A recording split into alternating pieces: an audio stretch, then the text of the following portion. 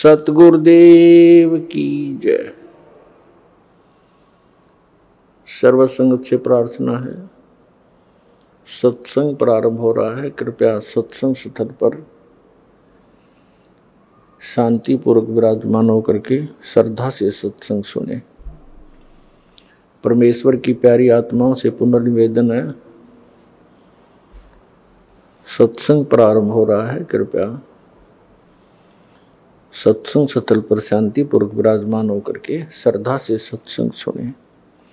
सत सही। संत रामपाल जी महाराज एक ऐसे महान संत जिन्होंने अपनी सतभक्ति, तत्व ज्ञान, करुणा और सेवा के बल पर समाज में नई मिसाल कायम की है। संत रामपाल जी महाराज की अगुवाई में उनके सभी सतलोक आश्रमों से समाज कल्याण के अद्भुत कार्यों ने समाज को सुनहरे भविष्य की एक नई उम्मीद दिखाई है। संत रामपाल जी महाराज से नाम दीक्षा लेने के बाद लाखों लोगों की लाइलाज बीमारियां जैसे कैंसर, एड्स आदि ठीक हुई। संत जी के ज्ञान से प्रेरित होकर उनके अनुयायियों ने लाखों यूनिट रक्तदान किया। संत जी ने लाखों बहन बेटियों का दहेज मुक्त विवाह करवाया।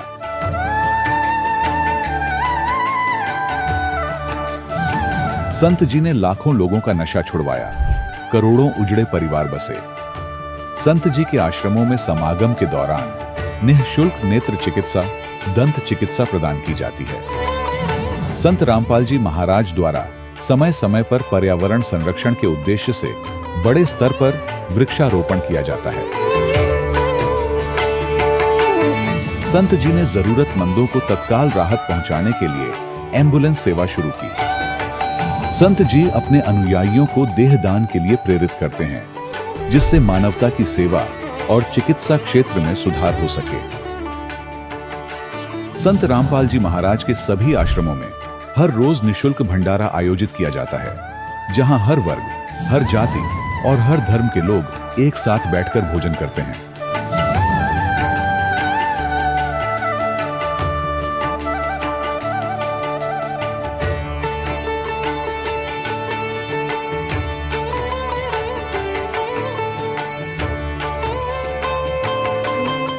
संत रामपाल जी महाराज की अन्नपूर्णा मुहिम ने गरीब और बेसहारा लोगों के जीवन में एक नई ऊर्जा और उम्मीद को जन्म दिया है।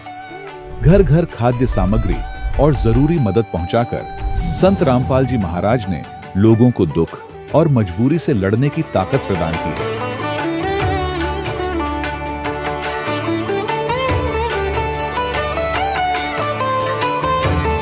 संत रामपाल जी महाराज द्वारा गरीब लोगों के लिए घर बनवाने का अद्भुत कार्य एक ऐसी मिसाल कायम कर रहा है जो सदियों सदियों संत जी की उदारता और दया भावना के तौर पर जाना जाएगा।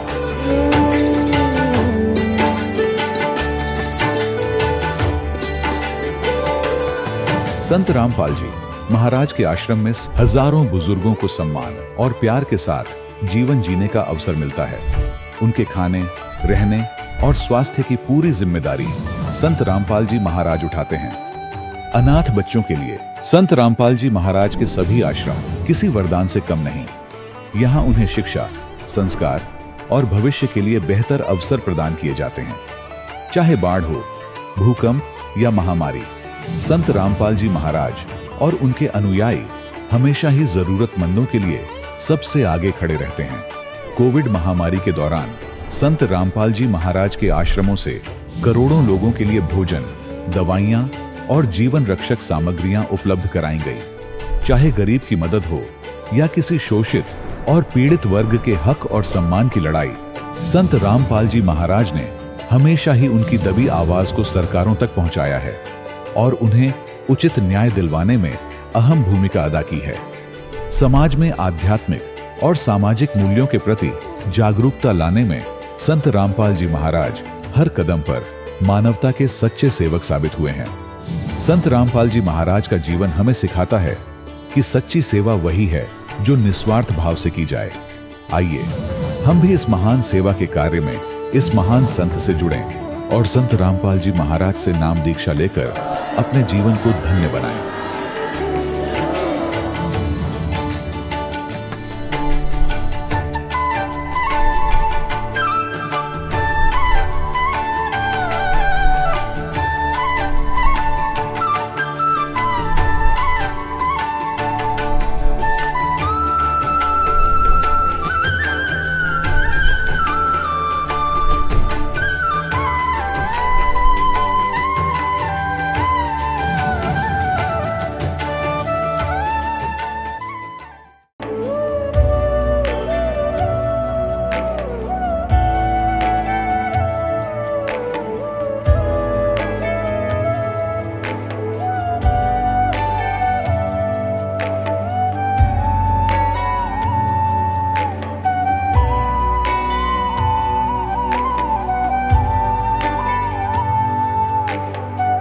कौन ब्रह्मा का पिता है, कौन विष्णु की मां, शंकर का दादा कौन है, हमको दे बता।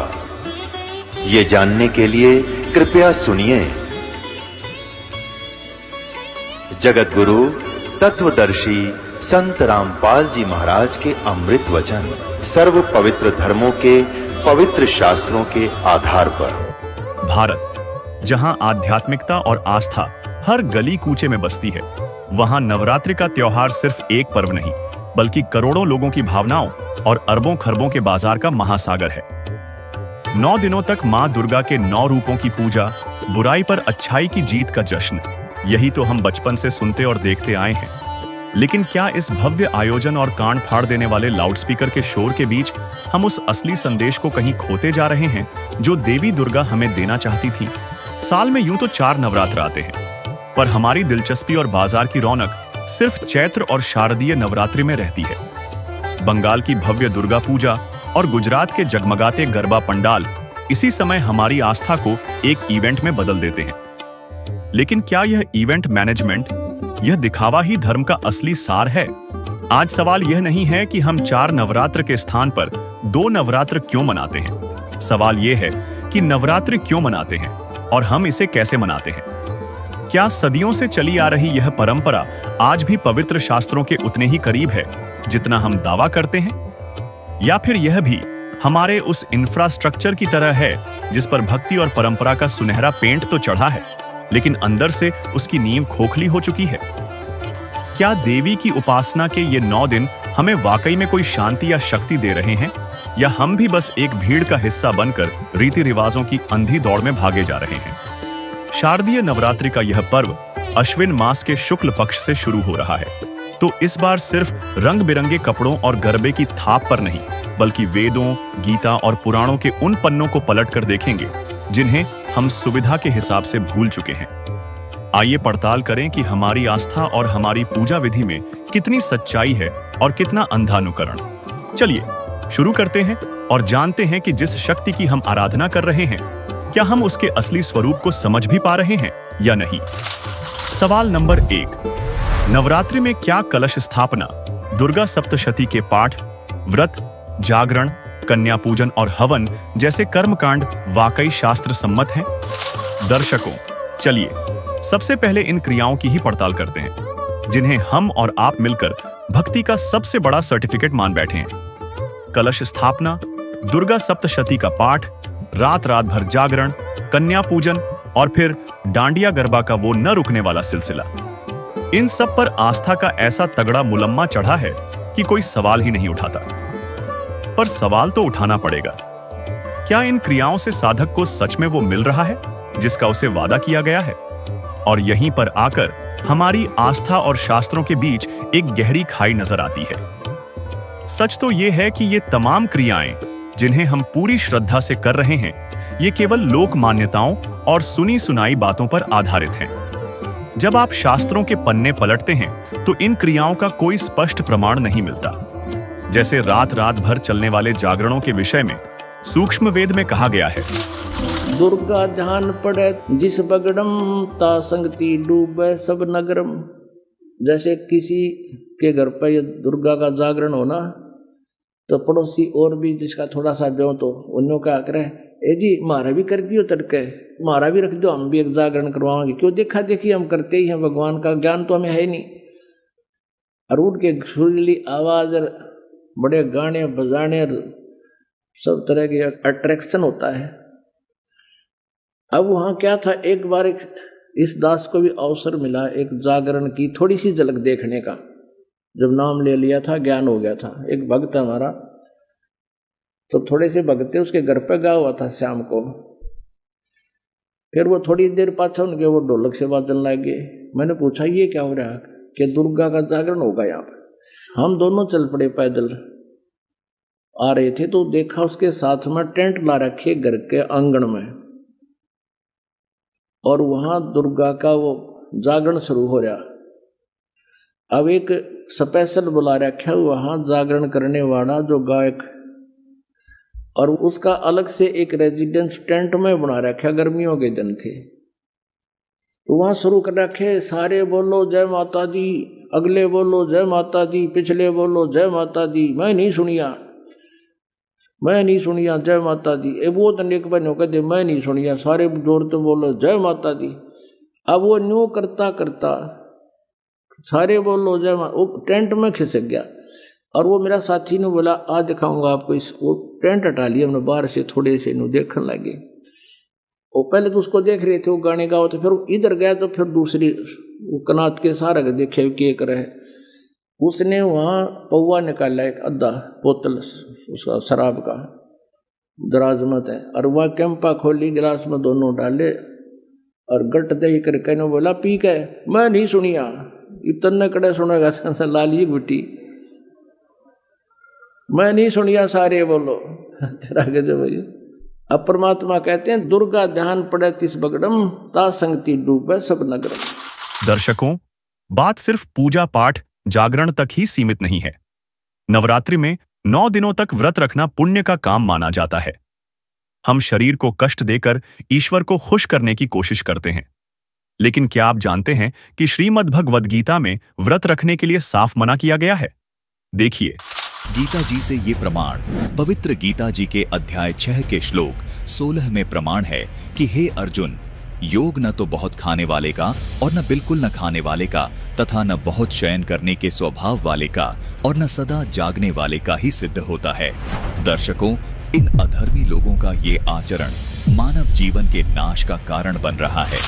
दर्शकों, इससे यह साफ है कि व्रत मनमाना आचरण ही है। घट रामायण में भी स्पष्ट लिखा है कि जो मनुष्य अलग अलग तरह के व्रत करता है उनकी क्या दुर्गति होती है। देखिए ये प्रमाण पृष्ठ नंबर 242 पर लोमस ऋषि की चौपाई है। उसमें लोमस ऋषि बता रहे हैं कि उन्होंने 1000 वर्षों तक एकादशी का व्रत किया और अंत में मक्खी का जन्म लिया। सर्वप्रथम इतवार का व्रत किया, उससे चील का जन्म मिला। मंगल का व्रत अनेक प्रकार के रूपों में रहा, उससे मुझे सुअर का शरीर मिला।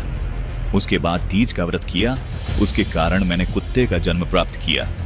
इसके बाद नियम से प्रदोष व्रत रखा, उसके कारण गधे का जन्म लिया। नवमी तथा अष्टमी का व्रत किया, उससे मुझे चूहे का जन्म मिला। इसके बाद अनंत चौदस का व्रत किया, उससे मुझे ऊंट का जन्म मिला। इसके बाद चतुर्थी का व्रत कहा गया, उससे भैंस का जन्म समझो। और नाना प्रकार के व्रतों का अनुशीलन पूरी तत्परता से पूछा, फिर भी मुक्ति नहीं प्राप्त की। यहाँ पर साफ तौर पर देखा जा सकता है कि लोमस ऋषि ने व्रत करने से मुक्ति तो छोड़ो, बल्कि चील, सुअर, कुत्ते, चूहे, ऊंट व भैंस के जन्म बताए हैं। इसका मतलब जो जागरण और त्याग हम कर रहे हैं वह शास्त्र विरुद्ध है। तो दर्शकों, ध्यान दीजिए, जब इन अनुष्ठानों का कोई शास्त्रीय आधार ही नहीं है और न ही देवी दुर्गा ने कभी इन्हें करने का आदेश दिया, तो फिर यह सब क्या है? शास्त्रों की भाषा में इसे मनमाना आचरण कहते हैं। एक ऐसी भक्ति जो दिखती तो बहुत भव्य है, पर उस जर्जर पुल की तरह है जो आपको मंजिल तक नहीं पहुंचा सकता, बल्कि बीच रास्ते में ही गिरा सकता है। यह साधना न केवल व्यर्थ है, बल्कि साधक को उस वास्तविक लाभ से भी कोसों दूर रखती है। तो अब सवाल यह उठता है कि अगर हमारी पूजा विधि ही गलत है, तो हम देवी को प्रसन्न कैसे कर रहे हैं? आखिर हमारी मनोकामनाएं पूरी कैसे होंगी? दर्शकों, यहीं से शुरू होता है मंत्रों का वो माया जाल जिसमें आज हर साधक फंसा हुआ है। हम मानते हैं कि ओम जय दुर्गा, ओम त्र्यंबकम यजामहे जैसे मंत्रों का जाप करने से या दुर्गा चालीसा का पाठ कर लेने से देवी मां की कृपा हम पर बरस जाएगी। यह हमारी आस्था का शॉर्टकट है। लेकिन क्या आपने कभी सोचा है कि जिस तरह एक गलत चाबी से सही ताला नहीं खुल सकता, उसी तरह क्या गलत मंत्र से सही देवता को प्रसन्न किया जा सकता है? दर्शकों, कड़वा सच तो यह है कि देवी दुर्गा को प्रसन्न करने के लिए समाज में जितने भी मंत्र और पाठ प्रचलित हैं, वे भी उसी मनमाने आचरण का हिस्सा हैं। वेद और गीता जैसे हमारे सर्वोच्च शास्त्र इन मंत्रों की पुष्टि नहीं करते।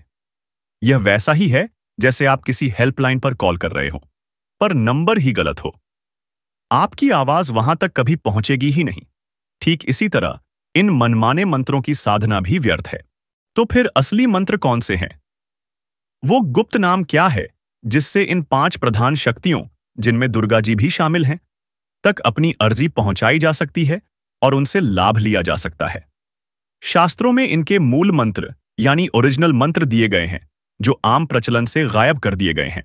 दर्शकों, इन पंचदेव साधना के यथार्थ 12 अक्षर मंत्र आपके सामने उजागर करने जा रहे हैं, जिनको वर्तमान में केवल और केवल तत्वदर्शी संत रामपाल जी महाराज ने ही दुनिया के सामने उजागर किया है। तो आइए देखते हैं मनु और शतरूपा जी इन 5 देवी देवताओं के कौन से 12 अक्षर मंत्रों का जाप करते थे। दर्शकों, मनु और शतरूपा जी सतयुग के आदि में पंचदेव के यथार्थ मंत्रों का जाप करते थे, जिन मंत्रों को संत रामपाल जी महाराज भी प्रथम दीक्षा के समय में अपने शिष्यों को देते हैं। इन 5 देवों के मंत्रों के 12 अक्षर मंत्र इस प्रकार हैं, जिनका जाप मनु और शतरूपा जी करते थे। ओम, किलिम, हरिम, श्रीम, सोहम।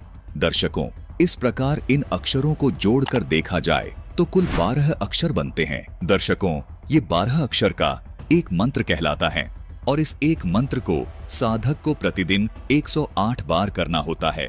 यही वो 12 अक्षर मंत्र है। इनका जाप मनु और शतरूपा जी करते थे। ये आदि सनातनी पूजा के प्रथम चरण के मंत्र हैं। इन्हीं मंत्रों को संत रामपाल जी महाराज अपने शिष्यों को देते हैं। दर्शकों, आप सोच रहे होंगे ये जो ओम शब्द है, इसको एक ही अक्षर क्यों गिना गया, जबकि सुनने व बोलने में एक प्रतीत नहीं हो रहा। इस शंका के निवारण के लिए हमें गीता जी अध्याय 8 के श्लोक 13 को देखना होगा, जिसकी संस्कृत में लिखा है कि ओम इति एकाक्षरम, जिसके अनुवाद में लिखा है कि ओम इस एक अक्षर रूप का अर्थात ब्रह्म के नाम का चिंतन करता हुआ। दर्शकों, गीता जी से ये स्पष्ट हो जाता है कि ओम को एक ही अक्षर गिना जाता है। इसी प्रकार यहाँ शिव पुराण में भी प्रमाण है कि वह प्रणव ओम नामक एक अक्षर हो गया। इसी प्रकार रामचरितमानस की इस चौपाई में भी अनुवादकर्ता ने ओम को एक अक्षर गिना है, तभी ये 12 अक्षर होते हैं। दर्शकों, इससे स्पष्ट है कि शास्त्रों के आधार पर ओम शब्द को एक अक्षर ही गिना जाता है। दर्शकों, किसी भी श्रद्धालु को ये शंका नहीं रहनी चाहिए कि ये अक्षर सही हैं या ये वाले अक्षर सही हैं। जैसा कि आप इसी रामचरितमानस की इस चौपाई में देख रहे हैं कि यहाँ अक्षर शब्द लिखा है, यहाँ ये अक्षर शब्द संत भाषा में लिखा गया है, जबकि इस अक्षर शब्द को अगर हम शुद्ध करके लिखेंगे तो ऐसे लिखेंगे। इसमें ना तो च शब्द है और न ही छ शब्द है, लेकिन ये दोनों ही शब्द अक्षर का बोध करवाते हैं। अनुवादकर्ता ने 12 अक्षर शब्द का अर्थ द्वादशाक्षर किया है, यानी अक्षर शब्द को अक्षर लिखा है, जो बिल्कुल ठीक है। इसी प्रकार इन मंत्रों को व्याकरण की दृष्टि से देखने में भिन्नता नजर आ रही है, लेकिन ये इन देवी देवताओं के मूल मंत्र होने का ही बोध करवाते हैं।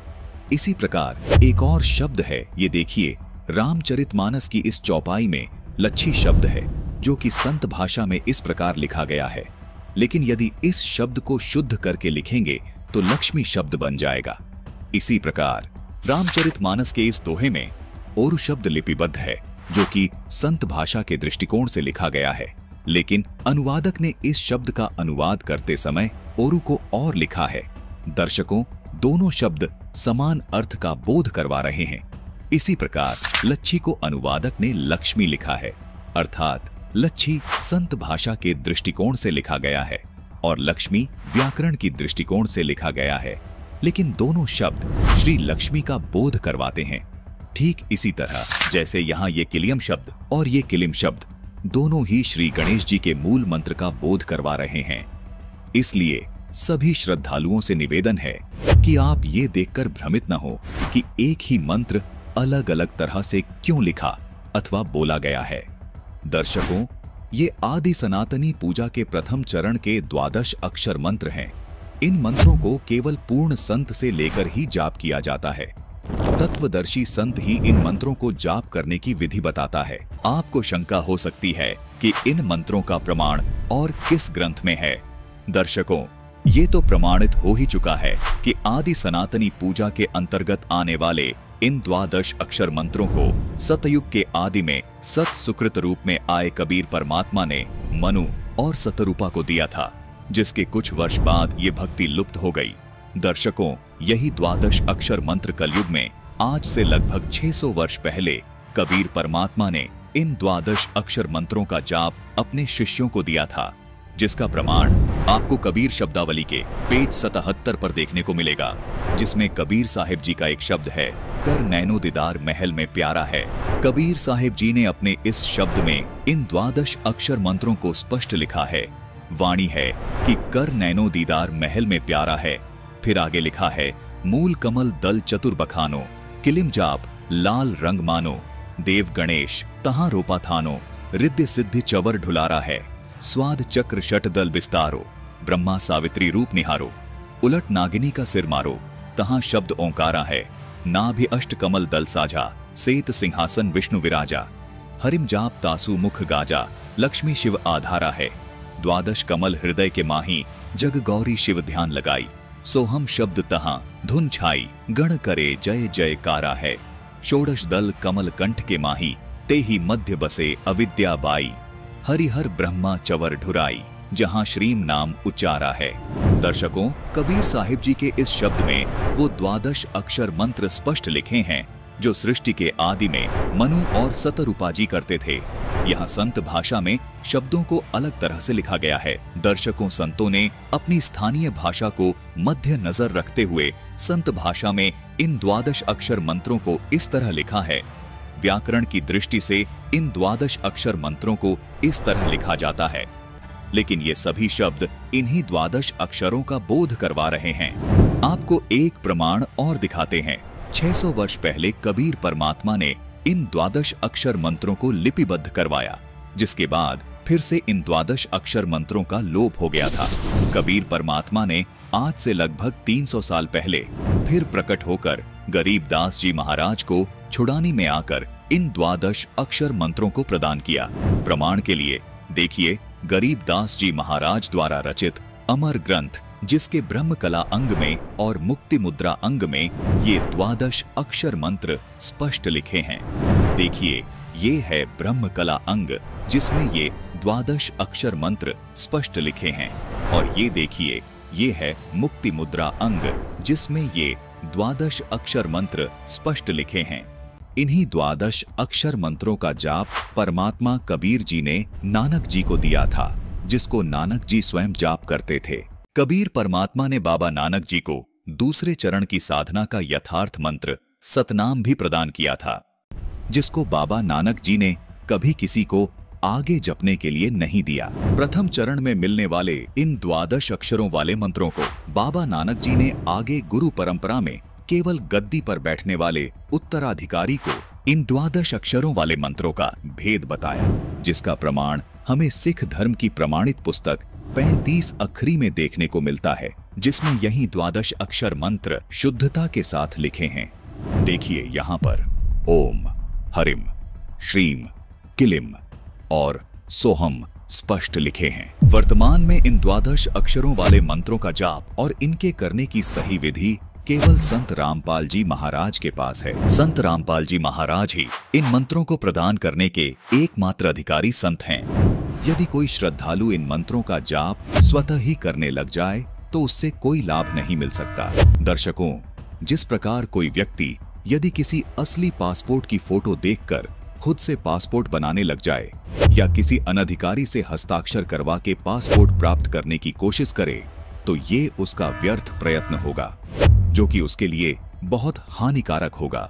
इसी प्रकार परमात्मा प्राप्ति के इन मंत्रों का जाप केवल अधिकारी संत से ही प्राप्त कर सकते हैं, जो कि वर्तमान समय में इन मंत्रों को देने के अधिकारी केवल संत रामपाल जी महाराज ही हैं। इन्हीं 12 अक्षर वाले मंत्रों का जाप संत रामपाल जी महाराज प्रथम चरण की दीक्षा में अपने शिष्यों को सन 1994 से दे रहे हैं। दर्शकों, ये 12 अक्षर मंत्र पंचदेव साधना के यथार्थ मंत्र हैं, जबकि ये तमाम धर्म गुरु ओम नमो भगवते वासुदेवाय को 12 अक्षर मंत्र बताकर आपको भ्रमित कर रहे हैं और खुद भी भ्रमित हैं।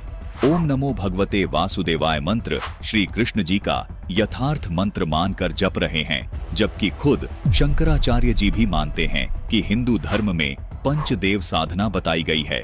कोई धर्म गुरु केवल श्री कृष्ण जी का प्रणाम वाक्य ही बोल रहा है, कोई शिव जी का प्रणाम वाक्य ही बोल रहा है, जबकि दूसरी ओर संत रामपाल जी महाराज श्री कृष्ण जी उर्फ श्री विष्णु जी के सहित ये पंचदेव साधना की यथार्थ भक्ति बता रहे हैं। इन धर्म गुरुओं ने जीवन भर आपसे ओम नमो भगवते वासुदेवाय, ओम नमः शिवाय आदि प्रणाम वाक्य जपवाए हैं, लेकिन श्रद्धालुओं को कोई लाभ नहीं मिला। इसका कारण है कि ये यथार्थ मंत्र हैं ही नहीं। आपकी पुकार इन देवी देवताओं तक पहुंच ही नहीं रही। दर्शकों, असली खेल इन यथार्थ मंत्रों का है। केवल इन्हीं के जाप से इन शक्तियों को प्रसन्न किया जा सकता है और सांसारिक लाभ प्राप्त किए जा सकते हैं। इनके बिना की गई सारी मेहनत उस खोखले इंफ्रास्ट्रक्चर में लगाए गए पैसे की तरह है, जो बह तो जाता है पर नतीजा कुछ नहीं निकलता। लेकिन इस पंचदेव साधना से मुक्ति नहीं बल्कि मोक्ष यानी आदि सनातनी पूजा के 3 चरण होते हैं। प्रथम चरण की साधना में इन पंचदेव की साधना के मंत्र होते हैं। उसके बाद दूसरे चरण की साधना, जो कि सनातनी पूजा भी कहलाती है, इसके मंत्र होते हैं ओम तत्। यहाँ तत् सांकेतिक मंत्र है। उसके बाद तीसरे चरण की साधना आदि सनातनी पूजा कहलाती है। इसके मंत्र होते हैं ओम तत्सत। यहाँ तत् और सत सांकेतिक हैं। भक्ति साधना के इन 3 चरणों को आप इस प्रकार समझें, जैसे प्रथम चरण की साधना जो कि पंचदेव पूजा है, उसको आप प्राथमिक शिक्षा जाने, अर्थात 5वीं कक्षा तक की पढ़ाई जाने, जिसके पढ़ने से आपको आपके जीवन में केवल आंशिक लाभ प्राप्त होते हैं। लेकिन प्रथम चरण की ये साधना भक्ति मार्ग में बेहद महत्वपूर्ण है। जिस प्रकार 5वीं कक्षा तक की पढ़ाई पूरी किए बिना 10वीं 12वीं तक की पढ़ाई नहीं की जा सकती, इसी प्रकार प्रथम चरण की ये पंचदेव साधना किए बिना दूसरे व तीसरे चरण की साधना नहीं की जा सकती। दूसरे चरण की साधना जो कि सनातनी पूजा है, ये गीता अध्याय 15 के श्लोक 16 में बताए क्षर और अक्षर पुरुष की पूजा है। इसको आप उच्च शिक्षा अर्थात इसको आप 10वीं तक की कक्षा की पढ़ाई जाने, जो आपको प्राथमिक शिक्षा से कुछ ज्यादा लाभ देती है। तीसरे चरण की साधना जो कि आदि सनातनी पूजा है, गीता जी अध्याय 17 के श्लोक 23 में भी इसका वर्णन है। ये गीता अध्याय 8 के श्लोक 3 में बताए परम अक्षर ब्रह्म की पूजा है। इसको आप सर्वोच्च शिक्षा जाने, जो कि आपको सब सुख और लाभ प्राप्त करवाती है। दर्शकों, केवल संत रामपाल जी महाराज ही आध्यात्मिक मार्ग की भक्ति साधना इस प्रकार 3 चरण में पूरी करते हैं। दर्शकों, आपको यहाँ ये भी शंका हो सकती है कि इस 12 अक्षर मंत्र को एक नाम अर्थात एक मंत्र क्यों कहा जाता है, जबकि ये तो अलग अलग देवी देवताओं के 5 नाम हैं। दर्शकों, गीता जी अध्याय 17 के श्लोक 23 में ये जो ओम तत् सत मंत्र लिखे हैं, ये भी दिखने में 3 मंत्र हैं, लेकिन इन तीनों नामों को गीता जी में लिखा है कि ओम तत्सत। इस प्रकार का ये सच्चिदानंद घन ब्रह्म का ये नाम कहाँ है? मतलब आदि सनातनी पूजा के तीसरे चरण की साधना का ये एक नाम है।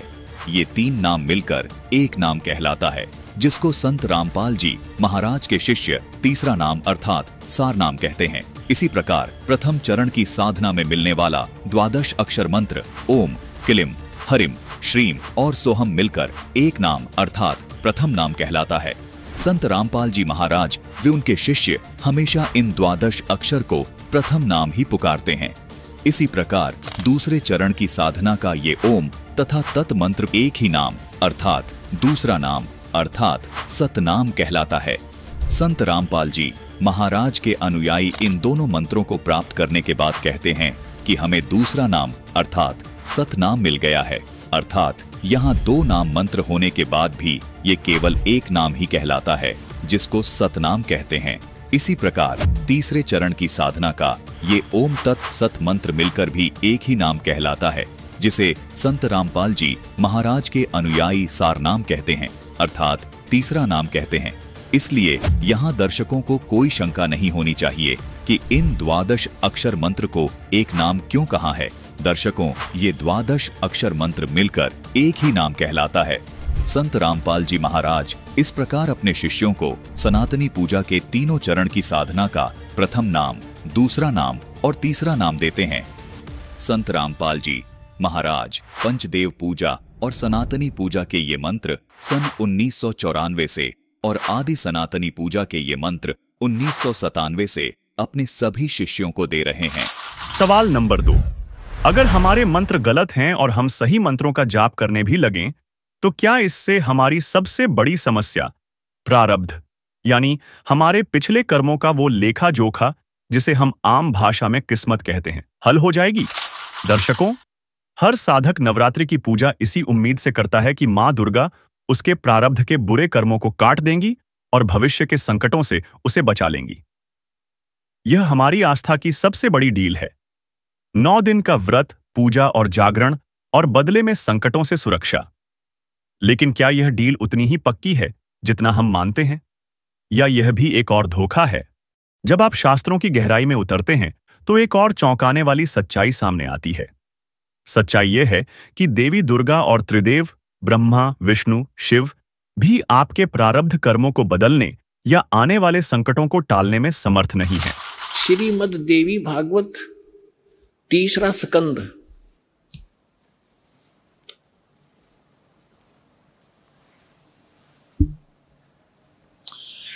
ये गीता प्रेस गोरखपुर से प्रकाशित है। ये देखिएगा, इसके ये सचित्र मोटा टाइप, केवल हिंदी, संपादक हनुमान प्रसाद पोदार, चिमनलाल गोस्वामी। और ये यहां से प्रकाशित है, मुद्रित और प्रकाशित। ये गीता प्रेस गोरखपुर से है। गीता भवन कार्यालय कोलकाता का संस्थान, गीता प्रेस गोरखपुर। इसके 123 पृष्ठ पर ले चलते हैं आपको। बिल्कुल 2 मिनट में सारी कहानी समझ में आ जाएगी। 123 पृष्ठ पे ये 3रा स्कंद।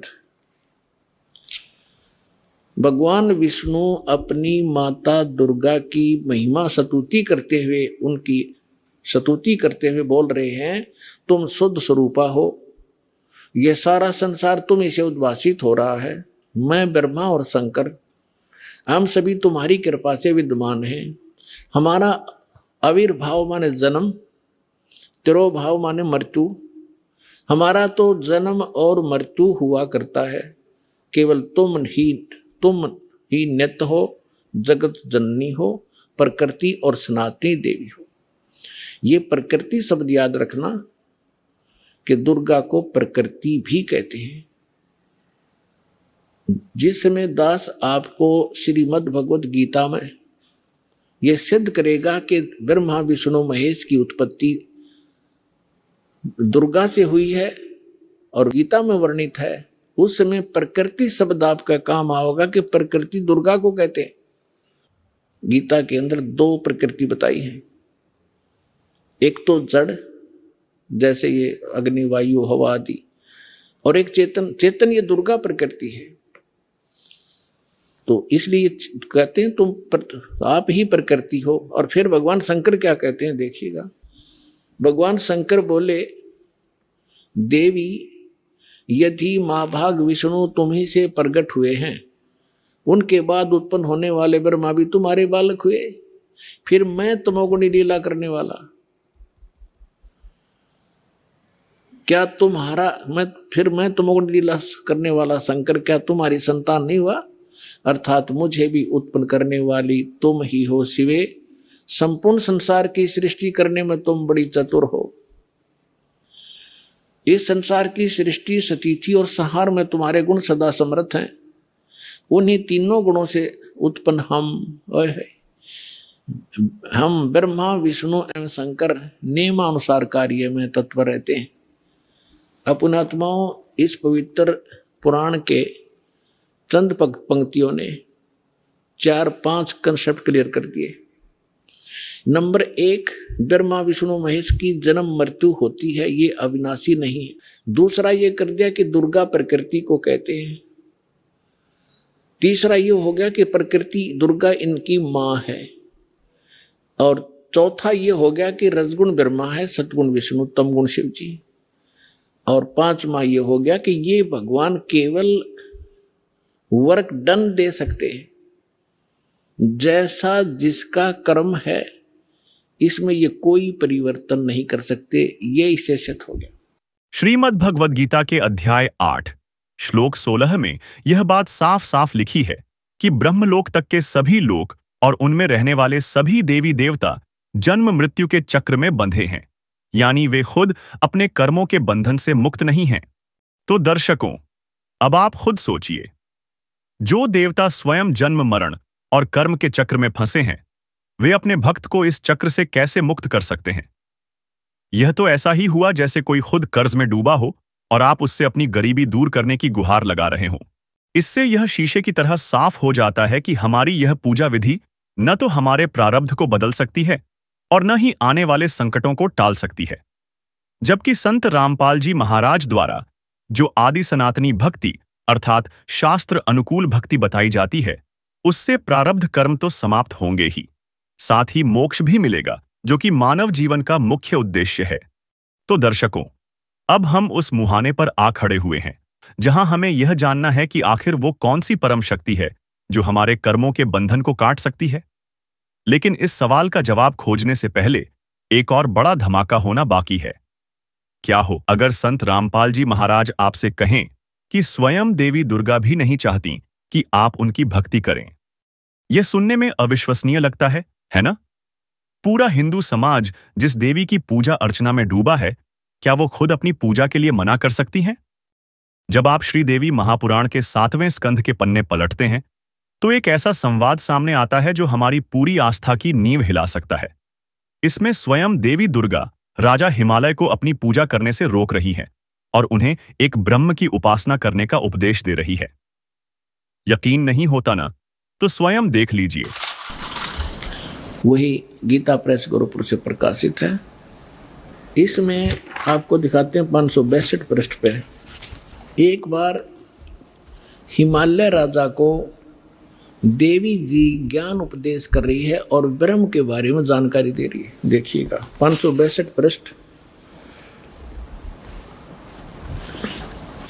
संक्षिप्त देवी भागवत, और ये 7वां स्कंध। यहां हम आ जाते हैं। देवी के द्वारा हिमालय को ज्ञानोपदेश, देवी के द्वारा हिमालय को ज्ञानोपदेश, ब्रह्म स्वरूप का वर्णन। श्री देवी जी कहने लगी, पर्वतराज, उस ब्रह्म का क्या स्वरूप है यह बतलाया जाता है। पहले तो अपने बारे में बताती है, मेरी भक्ति कर तो ऐसे ऐसे कर, लेकिन वो कहती है ये भी ठीक नहीं है।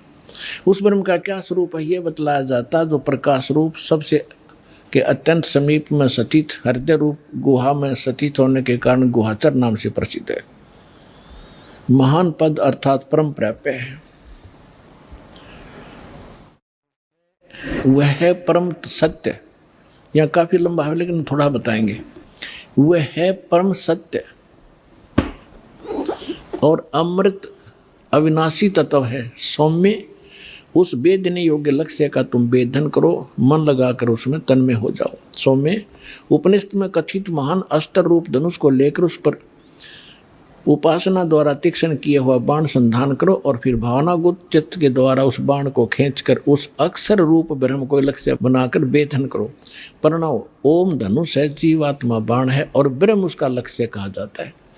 यानी जीवात्मा को ओम का जाप करके ब्रह्म के पाने का ही प्रयत्न करना चाहिए। इसका सिद्ध, ये सिद्ध है। उस एकमात्र परमात्मा ही को जानो, दूसरी सब बातों को छोड़ दो। देवी कहती है मेरी पूजा भी मत करना, केवल उस ब्रह्म की पूजा करो, केवल ब्रह्म की पूजा करो। उस एकमात्र परमात्मा ही को जाने, दूसरी सब बातों को छोड़ दे। यही अमृत रूप परमात्मा के पास पहुंचाने वाला पुल है। संसार रूपी समुद्र से पार होकर अमृत स्वरूप परमात्मा को प्राप्त कराने का यही सुलभ साधन है। इस आत्मा का, इस परमात्मा का ओम के जप से के साथ ध्यान करो। ओम का जाप करो। इससे अज्ञान में अंधकार से सर्वथा परे और संसार समुद्र से उस पार जो ब्रह्म है उसको पा जाओगे, तुम्हारा कल्याण हो।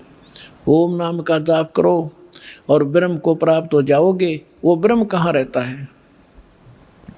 वह है, यह सबका आत्मा ब्रह्म, ब्रह्मलोक रूप दिव्य आकाश में स्थित है, ब्रह्मलोक में रहता है। यानी ब्रह्म का साधक ओम नाम का जाप करने वाला ब्रह्मलोक में जाता है। गीता अध्याय नंबर 8 के श्लोक नंबर 16 में क्लियर कर दिया है कि ब्रह्मलोक में गए हुए प्राणी भी पुनरावृत्ति में। और अब यानी जिस देवी को हम पूज रहे हैं वह खुद किसी और की तरफ इशारा कर रही है।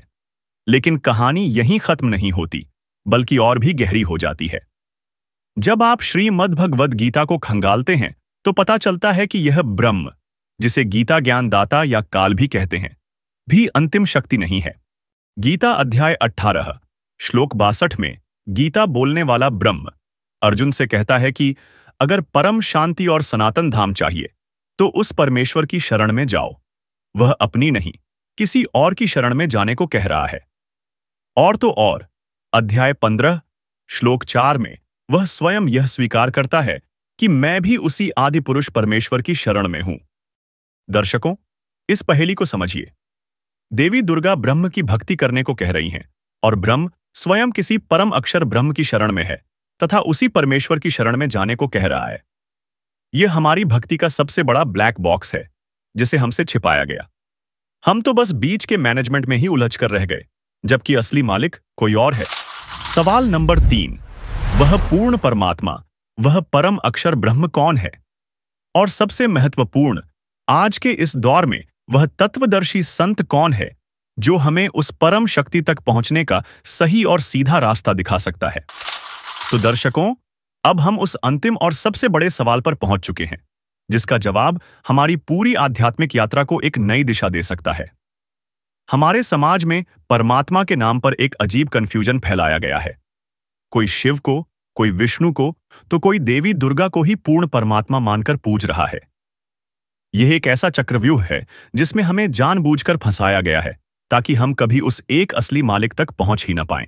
तो वह पूर्ण परमात्मा, वह परम अक्षर ब्रह्म कौन है जिसकी भक्ति से कर्म बंधन समाप्त होते हैं?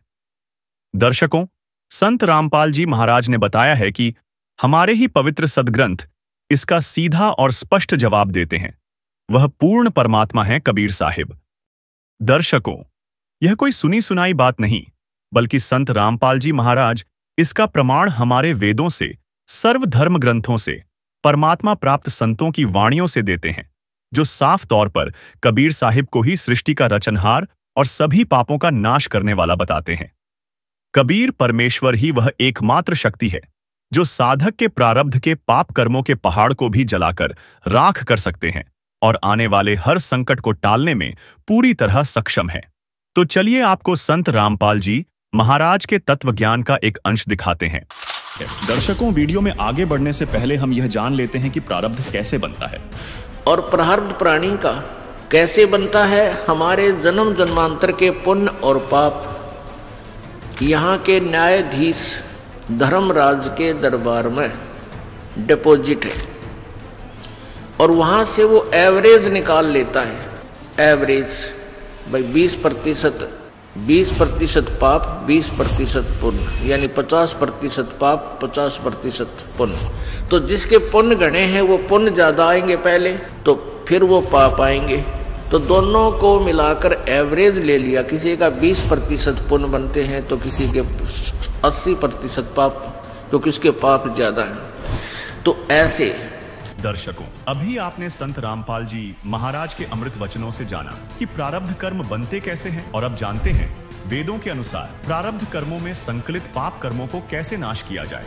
तो चलिए अब हम अपने पवित्र वेदों में ही देखते हैं कि परमात्मा पाप नाश कर सकता है या नहीं। देखिए यजुर्वेद अध्याय 8 मंत्र 13। दर्शकों, यजुर्वेद अध्याय 8 मंत्र 13 में 6 बार लिखा है कि परमात्मा साधक के घोर पाप का भी नाश कर सकता है। स्वयं पढ़िए यजुर्वेद अध्याय 8 मंत्र 13, जिसमें लिखा है कि वेदों को बोलने वाला ब्रह्म कह रहा है कि हे पूर्ण ब्रह्म, आप सत भक्ति करने वाले भद्र पुरुष संत ऋषि द्वारा किए हुए पाप के क्षमा अर्थात विनाश करने वाले हो, साधारण व्यक्ति के किए हुए पाप के विनाश करने वाले हो। सत भक्ति चाहे पिता करे, उस पिता के किए हुए पाप के विनाश करने वाले हो। शास्त्र अनुकूल साधना चाहे कोई स्वयं करे, उसके अपने किए हुए पाप के विनाश करने वाले हो। और तो और आप पाप के पाप अर्थात घोर पाप के विनाश अर्थात क्षमा करने वाले हो। जो सतभक्ति करने वाला पाप चाहे शिक्षित अर्थात पंडित या अशिक्षित करे, उसके तथा सर्व सतभक्ति स्तुति करने वालों के पाप के विनाश करने वाले हो। जिससे स्पष्ट होता है कि संत रामपाल जी महाराज जी की यह बात सत्य है कि परमात्मा घोर पाप का भी नाश कर देता है। चलिए अब देखते हैं यजुर्वेद अध्याय 5 मंत्र 32 को और जानते हैं कि वह परमात्मा कौन है जो पापों का नाश कर अपने भक्त का जीवन सुखी कर देता है। देखिए दर्शकों, यजुर्वेद अध्याय 5 मंत्र 32 में लिखा है कि जो पूर्ण शांतिदायक है वह पाप का शत्रु अर्थात पाप विनाशक कबीर है। 2 स्थानों पर वास करता हुआ दुखदायी काल लोक में रहने वालों के कर्म बंधन का शत्रु अर्थात बंदी छोड़ रक्षा के लिए तुरंत आने वाला है। पवित्र करने वाला वायु के तुल्य है। सभा में अर्थात ओंकार ब्रह्म के 21 ब्रह्मांडों यानी ब्रह्म, ब्रह्मा, विष्णु, शिव तथा देवी देवताओं आदि की सभा है में जैसे चूहों की सभा में बिलाव की तरह शक्तिशाली राजाधिराज अर्थात कुल मालिक है। सर्व ऊर्जा स्रोत परमेश्वर वायु अर्थात प्रत्येक जीव का प्राणाधार है। आकाश के गुण शब्द रूप में अविनाशी है। जगत को त्यागने वाला अंतर्यामी जाना माना अर्थात सर्वविदित है। हवन में आहुति दिए घी का जैसे प्रारूप बदल जाता है अर्थात अधिक लाभदायक हो जाता है, ऐसे भक्ति से भक्त के गुण बदलने वाला स्वयं प्रकाशित सतलोक में रहने वाला है। भावार्थ है कि जो पूर्ण शांतिदायक है वह पाप नाशक परमेश्वर कबीरदेव यानी कबीर साहिब है। वह कर्मों के बंधन में बंधे हुओं के बंधन काटने वाला अर्थात बंदी छोड़ है जो स्वयं प्रकाशित सतलोक में रहता है।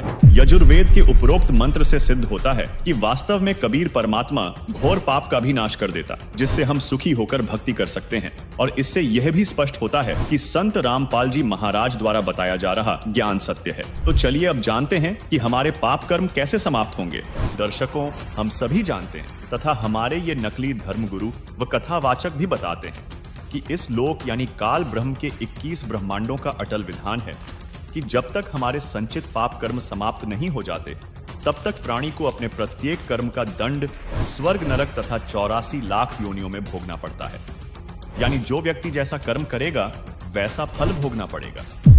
जबकि पवित्र यजुर्वेद अध्याय 8 मंत्र 13 में आपने पढ़ा कि परमात्मा घोर पाप का भी नाश कर सकता है। एक बार पुनः पढ़िए यजुर्वेद अध्याय 8 मंत्र 13 को, जिसमें लिखा है कि वेदों को बोलने वाला ब्रह्म कह रहा है कि हे पूर्ण ब्रह्म, आप सद्भक्ति करने वाले भद्र पुरुष संत ऋषि द्वारा किए हुए पाप के क्षमा अर्थात विनाश करने वाले हो, साधारण व्यक्ति के किए हुए पाप के विनाश करने वाले हो। सतभक्ति चाहे पिता करे, उस पिता के किए हुए पाप के विनाश करने वाले हो। शास्त्र अनुकूल साधना चाहे कोई स्वयं करे, उसके अपने किए हुए पाप के विनाश करने वाले हो। और तो और आप पाप के पाप अर्थात घोर पाप के विनाश अर्थात क्षमा करने वाले हो। जो सतभक्ति करने वाला पाप चाहे शिक्षित अर्थात पंडित या अशिक्षित करे, उसके तथा सर्व सतभक्ति स्तुति करने वालों के पाप के विनाश करने वाले हो। दर्शकों, यजुर्वेद 8 मंत्र 13 का कुछ स्वार्थी व नकली व्यक्ति यह भावार्थ लगा सकते हैं कि पाप करते रहो, बाद में परमात्मा आपके सर्व पापों का नाश कर देगा। तो इस विषय में संत गरीबदास जी ने अपने सामने धर्मराज व कबीर परमात्मा के मध्य हुई वार्ता में बताया है। सुनिए। यहाँ क्या बता रहे हैं कि परमात्मा जब ऊपर लेकर गए गरीबदास जी को, तो परमेश्वर के शरीर से वहां जब उसने देखा ऐसी चमक थी और धर्मराज अपनी सिंहासन पर विराजमान था, न्यायाधीश, परमात्मा वहां प्रवेश किया, एकदम वो कुर्सी छोड़कर खड़ा हो गया, सिंहासन छोड़कर, और ऐसे जैसे एक उच्च अधिकारी के सामने बहुत निम्न सत्र का अधिकारी करबद्ध होकर के सावधान हो जाता है और वो डांट लगाता है। उच्च अधिकारी छोटे अधिकारी को अपना आदेश देता है अपनी लैंग्वेज में और वो सब स्वीकार्य करता है, जो एक शिष्टाचार होता है। तो क्या कहते हैं, धर्मराज दरबार में देई कबीर तलाक, मेरे भूले चूके हंस को तू पकड़िए मत कजाक। है जिस धर्मराज के सामने ब्रह्मा विष्णु महेश की हिम्मत नहीं जाके को अपशब्द बोल दे, ये तो आप यहीं देख लो, अपने चीफ जस्टिस के सामने प्रधानमंत्री की हिम्मत नहीं, उसको जाके कुछ वहाँ प्रधानमंत्री के सामने भी सिंहासन नहीं छोड़ेगा चीफ जस्टिस। हाँ, राष्ट्रपति जब जाएगा उसने पद छोड़ना पड़ेगा राष्ट्रपति के लिए। हमारे राष्ट्रपति इतने सर्वमान्य होते। इसी प्रकार जब धर्मराज ने देखा कि राष्ट्रपति आगे यानी पूरी विश्व के मालिक एकदम कुर्सी छोड़कर खड़े हो गए, परमात्मा क्या कहने लगे, धर्मराज दरबार में देई कबीर तलाक, मेरे भूले चूके हंस को तू पकड़िए मत कजाक, कि मेरा हंस और गलती से नाम भी त्याग दिया हो, गलती से ना ध्यान रहा हो, जानबूझ कर बकवाद करे, उसका तो माफी है नहीं।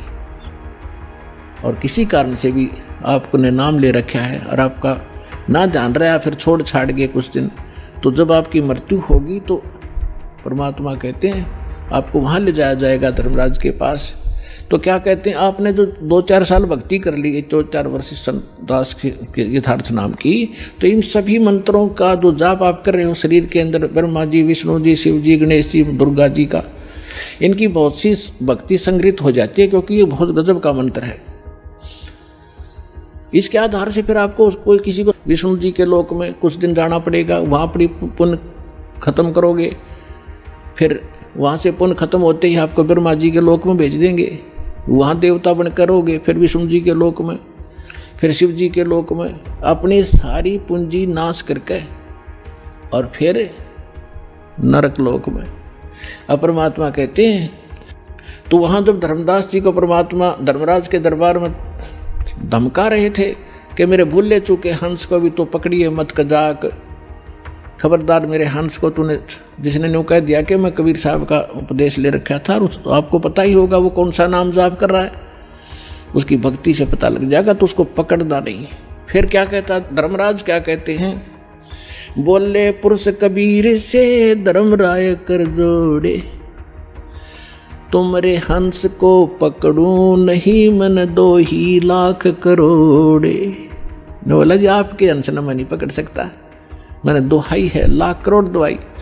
फिर क्या बताता, अपनी व्यवस्था, अपनी मजबूरी बता रहा है कि यहाँ का विधान है, जैसा कर्म जिसने किया है वो भोगना पड़ेगा। अब मेरे वो कागजों में होगा, तो यहाँ तो परमात्मा इस लिखत का हिसाब चलता है, जैसने जैसा कर्म किया वो भोगना पड़ेगा। आपकी शरण माने से पहले उस प्राणी ने जो आपसे बिछुड़ गया, उसके पाप भी होंगे, पुण्य भी होंगे, तो मुझे तो दोनों का ही दंड देना पड़ेगा।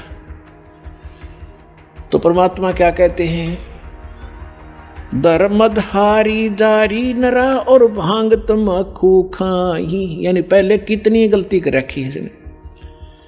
मद आहारी शराब पीने वाले, यानी और भी बहुत सी गलतियां जो कर दी हों, तमाकू भांग खाते हों, और पर्दा राग पर घर तकें, दूसरे की पत्नी में पूरी नीयत रखते हैं, दूसरे के घर को तकते हैं, यानी चोरी दाव लगाते हैं, उनको पकड़ूं के नहीं। आपकी शरण माने से पहले जिन्होंने जो गलतियां ये कर रखी हैं दाता, उनको पकड़ूं के नहीं। मदहारी जारी नरा जो भांग तमाकू खाही, परदारा पर घर तकें जिनको लो अकनाही। धर्मराय विनती करे सुनियो पुरुष कबीर, हे भगवान कबीर सुनियो, जिनको तो पकड़ने पड़ेंगे और जड़नी पड़े जंजीर। अब परमात्मा क्या कहते हैं, कर्मों से तीरथ हैं अब हैं जो शरण कबीर, जिनको निश्चय मारे हूं और काटो बल तकसीर। यानी परमात्मा क्या कहते हैं, पहले किए सो बकस हूं आगे करे ना कोई, गरीबदास कबीर कहे धर्मराय सो नाम रटे मम सोई। ये कर्म वरम ब्रह्मंड के मैं पल में करहूं नेश, जिन हमरी दो ही दई सो करो हमारे पेश। अपने आत्माओं अध्यात्म ज्ञान का तभी छींट भी नहीं थी अपने पास। इस जैसे आप देखते हो प्रत्येक देश में, प्रत्येक देश का एक राजदूत भवन होता है, ऐसे ही परमात्मा ने प्रत्येक ब्रह्मांड में अपना एक राजदूत भवन बना रखा है। और जो यहाँ ऐसा कहता है कि मैं तो ऐसे ऐसे भगवान कबीर साहब का भक्त हूँ और आप मेरा निर्णय, मेरा कोई अकाउंट नहीं कर सकते, तो परमात्मा कहते हैं कर्म भ्रम ब्रह्मंड के मैं पल में कर हूँ नेस, 1 मिनट में नष्ट कर दूंगा तेरे, तूने ये बकवास जो इस जीव से करवा रखी है, तूने करवाए सारे उल्टे कर्म इससे, अज्ञान भर के इसके अंदर। और जिसने मेरा नाम लिया, मेरी दुहाई दी के इस हृदय से जो पुकारेगा वहाँ के, मैं तो भगवान कबीर साहब का शिष्य था, उनका बच्चा हूँ, आप मुझे कैसे ले आए यहाँ पर। तो उनको मेरे पास, मेरे राजदूत भवन में करो हमारे पेश, तो उसका अकाउंट भी नहीं लेना, खबरदार, परमात्मा ने यहाँ तक बोल दिया। दर्शकों, अभी आपने धर्मराज और कबीर परमात्मा के मध्य हुई वार्ता को सुना, जिसमें संत गरीबदास जी ने स्पष्ट किया है कि गरीब पहले किए वो बख्श हूं, आगे करे न कोई। कबीर कह धर्मराय से, नाम रटई मम सोई, गरीब कर्म भ्रम ब्रह्मंड के, पल में करहूं नेश, जिन हमरी दो ही दई, सो करो हमारे पेश। यानी कबीर परमात्मा धर्मराज से कहते हैं कि जो पाप कर्म मेरी शरण में आने से पहले किए थे उनको क्षमा कर दूंगा, आगे वह भक्त पाप कर्म नहीं करेगा। अर्थात जो हमारी सच्ची भक्ति पूर्ण संत से लेकर करेगा उसके सर्व पाप नाश कर दूंगा। तथा कबीर परमेश्वर ने पुनः कहा कि इस काल लोक के सर्व संचित वर्तमान व प्रारब्ध कर्म जो भ्रमित करके कराए गए हैं, मैं अपने भक्त के उन सब पाप कर्मों को एक क्षण में नष्ट कर दूंगा। जिन्होंने मेरी दुहाई दी है, यानी पुकार कर कहा है कि हम कबीर परमेश्वर के भक्त या भक्तमती हैं, उनका हिसाब अर्थात कर्मों का लेखा जोखा भी तू मत लेना, बल्कि उनको मेरे दरबार में त्रिकुटी पर बने सतगुरु स्थान पर पेश कर देना। उनके कर्मों का हिसाब मैं स्वयं करूंगा। दर्शकों, अभी आपने देखा कि इन नकली धर्मगुरुओं कथावाचकों की कपोल कल्पित कहानियों के विपरीत यजुर्वेद अध्याय 8 मंत्र 13 कहता है कि परमात्मा घौर से घौर पाप का भी नाश कर देता है। और यजुर्वेद के इसी उल्लेख को प्रमाणित करते हुए पूर्ण परमात्मा कबीर जी अपने विधान में बताते हैं, कबीर जब ही सत्य नाम हृदय धरा, भयो पाप का नाश, मानो चिंगारी अग्नि की पड़ी पुराने घास। अर्थात जिस समय साधक को सतनाम अर्थात वास्तविक नाम मंत्र पूर्ण गुरु से मिल जाता है और वह साधक पूर्ण परमात्मा की भक्ति अर्थात सतनाम का स्मरण आजीवन मर्यादा में रहकर करता है, तो उसके सर्व पाप कर्म ऐसे नष्ट हो जाते हैं जैसे सूखे घास के बहुत बड़े ढेर को अग्नि की छोटी सी चिंगारी जलाकर भस्म कर देती है, उसकी राख को हवा उड़ाकर इधर उधर कर देती है। ठीक इसी प्रकार पूर्ण परमात्मा की भक्ति का सतनाम मंत्र रूपी अग्नि घास के ढेर रूपी पाप कर्मों को भस्म कर देता है, जो दुखों का मूल है, जिससे साधक सुखी हो जाता है। यानी सच्चे संत के द्वारा बताई गई पूर्ण परमात्मा कबीर साहिब की शास्त्र अनुकूल सच्ची भक्ति करने से प्रारब्ध कर्म नहीं भोगना पड़ेगा। दर्शकों, अभी आपने देखा कबीर परमात्मा हमारे सभी पाप कर्मों का नाश कर देते हैं, जो आपको वेदों से प्रमाणित किया गया। आइए अब देखते हैं इस विषय में संत रामपाल जी महाराज क्या बताते हैं, ध्यान से सुनिएगा। हमारा आपस का संस्कार अंत नहीं होगा तब तक हम मुक्त नहीं हो सकते, फ्री नहीं हो सकते। उसके लिए परमात्मा ने विधान बताया है कि एक ऐसा मंत्र दूंगा, उस मंत्र की कमाई से आपके पुण्यों का तो ढेर लग जाएगा और जो पाप आपके होंगे उनको मैं कैंसिल करूंगा। अपने कोटे ते, अपनी ताकत ते, आपकी श्रद्धा देख के, आपकी आस्था देख के। कहते हैं जब ही सतनाम हृदय धरो, भयो पाप को नाश, और जैसे चिंगारी अग्नि की वही पड़े पुराने घास। तो 1000 टन सूखा घास पड़ा हो और उसमें एक माचिस की सीख जला कर लगा दे, सारे को फूंक करके ढेर बना देगी, राख बना देगी और चलेगी तेज हवा, उसको उठाकर कहीं की कहीं फेंक का होगी, फील्ड क्लियर हो जाएगा। तो कहते हैं जैसे सूरज के आगे बदरा ऐसे कर्म छयारे, और प्रेम की पवन करे चित मंजन झलके तेज नयारे। आत्मा और परमात्मा के बीच में आपके इन पाप कर्मों का के बादल छा गए, इनको प्रेम की पवन और करे चित मंजन झलके तेज नयारे। जैसे सूरज के आगे बादल ऐसे कर्म छयारे, और प्रेम की पवन करे चित मंजन फिर झलके तेज नयारे। एक मंत्र दिया जाएगा आपको, आपके पापों का नाश करेगा। आपके जो पाप नाश हो जाएंगे, आपके हृदय में एक विशेष कसक बनेगी। भगवान की चर्चा सुनते ही, प्रारंभ होते ही, उसका नाम शुरू होते ही, कहीं पर भी चर्चा सुनते हो तो एकदम गदगद आत्मा होगी, आंखों से आंसू टपकने लग जाएंगे। तो वो प्रेम की पवन है, प्रेम की हवा चल पड़ी और फिर वो साफ कर देगी आपके सब दुर्गुणों को, और संचित अपराध है उनको भी, और प्रारब्ध वाले कर्मों को भी ये मंत्र नाश करेगा। अभी आपने संत रामपाल जी महाराज के विचार सुने कि परमात्मा घोर से घोर पापों का भी नाश कर देता है, और यह केवल कबीर परमात्मा की ही भक्ति से संभव है। तो हो सकता है कि आपको यकीन न हो, क्योंकि आज तक हम कबीर जी को एक कवि, संत, भक्त के रूप में ही जानते आए हैं। दर्शकों, अब आपको बताते हैं कि कबीर जी परमात्मा क्यों हैं तथा उनके परमात्मा होने का प्रमाण किन किन धर्म ग्रंथों में दिया गया है तथा उनको परमात्मा सिद्ध करने वाले गवाह कौन कौन हैं।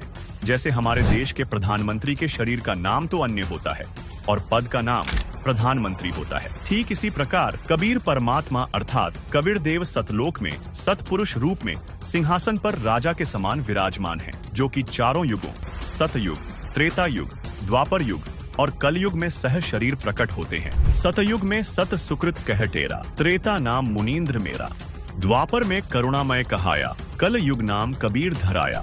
कबीर परमात्मा सतयुग में सत सुकृत नाम से आए, त्रेता युग में मुनीन्द्र ऋषि रूप में आए, द्वापर युग में करुणामय नाम में आए तथा कलयुग के 49,106 वर्ष बीत जाने के बाद सन 1398 में कबीर परमात्मा आध्यात्मिक शिक्षा का केंद्र माने जाने वाली प्रसिद्ध काशी नगरी में अपने वास्तविक कबीर नाम से प्रकट हुए तथा वेदों में वर्णित परमात्मा की लीला के अनुसार कवियों की तरह आचरण करते हुए अपने तत्व ज्ञान का प्रचार दोहों कविताओं के माध्यम से करना प्रारंभ किया। दर्शकों, यहाँ आपको स्पष्ट कर दें कि जिस तरह तुलसीदास जी ने रामचरितमानस के बालकांड दोहा 143 की चौपाई 3 में वेद को वेद लिखा है, ठीक इसी प्रकार वेदों में परमात्मा का नाम कबीरदेव है, जिन्हें स्थानीय भाषा में संतों ने कबीर साहिब कहा है तथा संस्कृत में कबीर को कबीर ही लिखा जाता है। यह संस्कृत के इन विद्वानों द्वारा ही लिखा गया है। दर्शकों, अब देखिए कबीर परमात्मा के ढेरों प्रमाण ऋग्वेद से। ऋग्वेद मंडल 9 सूक्त 31 मंत्र 2, ऋग्वेद मंडल 9 सूक्त 20 मंत्र 1, ऋग्वेद मंडल 9 सूक्त 96 मंत्र 17, ऋग्वेद मंडल 9 सूक्त 86 मंत्र 26, ऋग्वेद मंडल 9 सूक्त 82 मंत्र 2, ऋग्वेद मंडल 1 सूक्त 1 मंत्र 5, ऋग्वेद मंडल 1 सूक्त 11 मंत्र 4,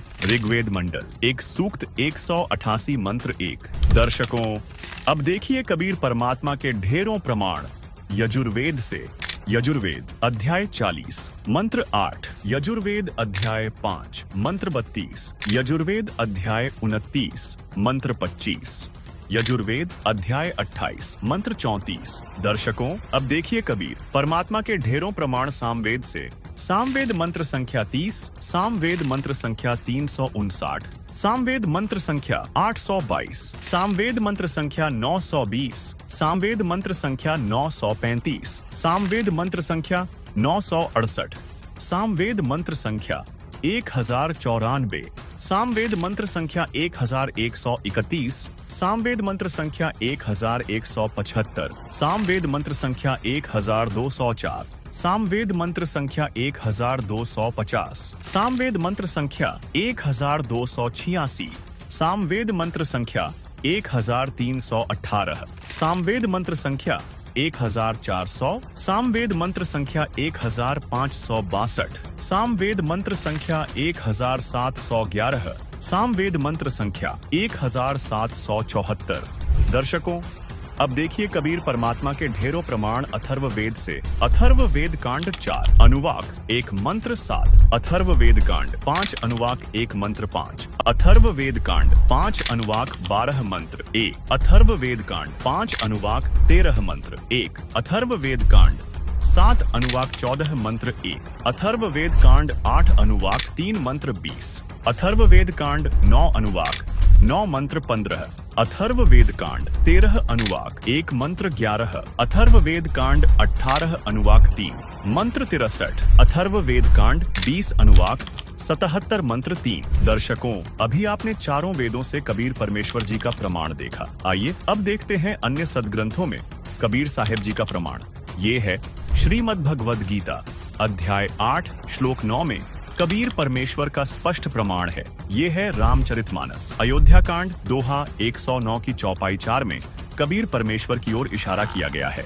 दर्शकों, ये थे सनातन धर्म के प्रमाणित पवित्र सदग्रंथों से कबीर परमेश्वर जी का प्रमाण। अब देखते हैं मुस्लिम धर्म की पाक पुस्तकों में कबीर परमेश्वर यानी कि अल्लाह कबीर के प्रमाण। दर्शकों, कबीर परमात्मा को अरबी भाषा में कबीरन, कबीरा, कबीरू, खबीरा, खबीरन आदि कहकर संबोधित किया गया है। आइए अब देखते हैं कुरान शरीफ से ढेर सारे प्रमाण। ये है कुरान शरीफ। कुरान शरीफ के सूरत फुरकान 25 आयत 52, 58, 59 में अल्लाह कबीर का प्रमाण है। इसके साथ ही सूरत बकरा 2 आयत 234 271, सूरत इमरान 3 आयत 153, 180, सूरत निसा 4 आयत 34, 35, 128, 135, सूरत अनाम 6 आयत 18, 73, 103, सूरत हूद 11 आयत 1, 3, 111, सूरत इसरा 17 आयत 30, 31, 96, सूरत हज 22 आयत 62, सूरत लुकमान 31 आयत 16, 29, 30, 34,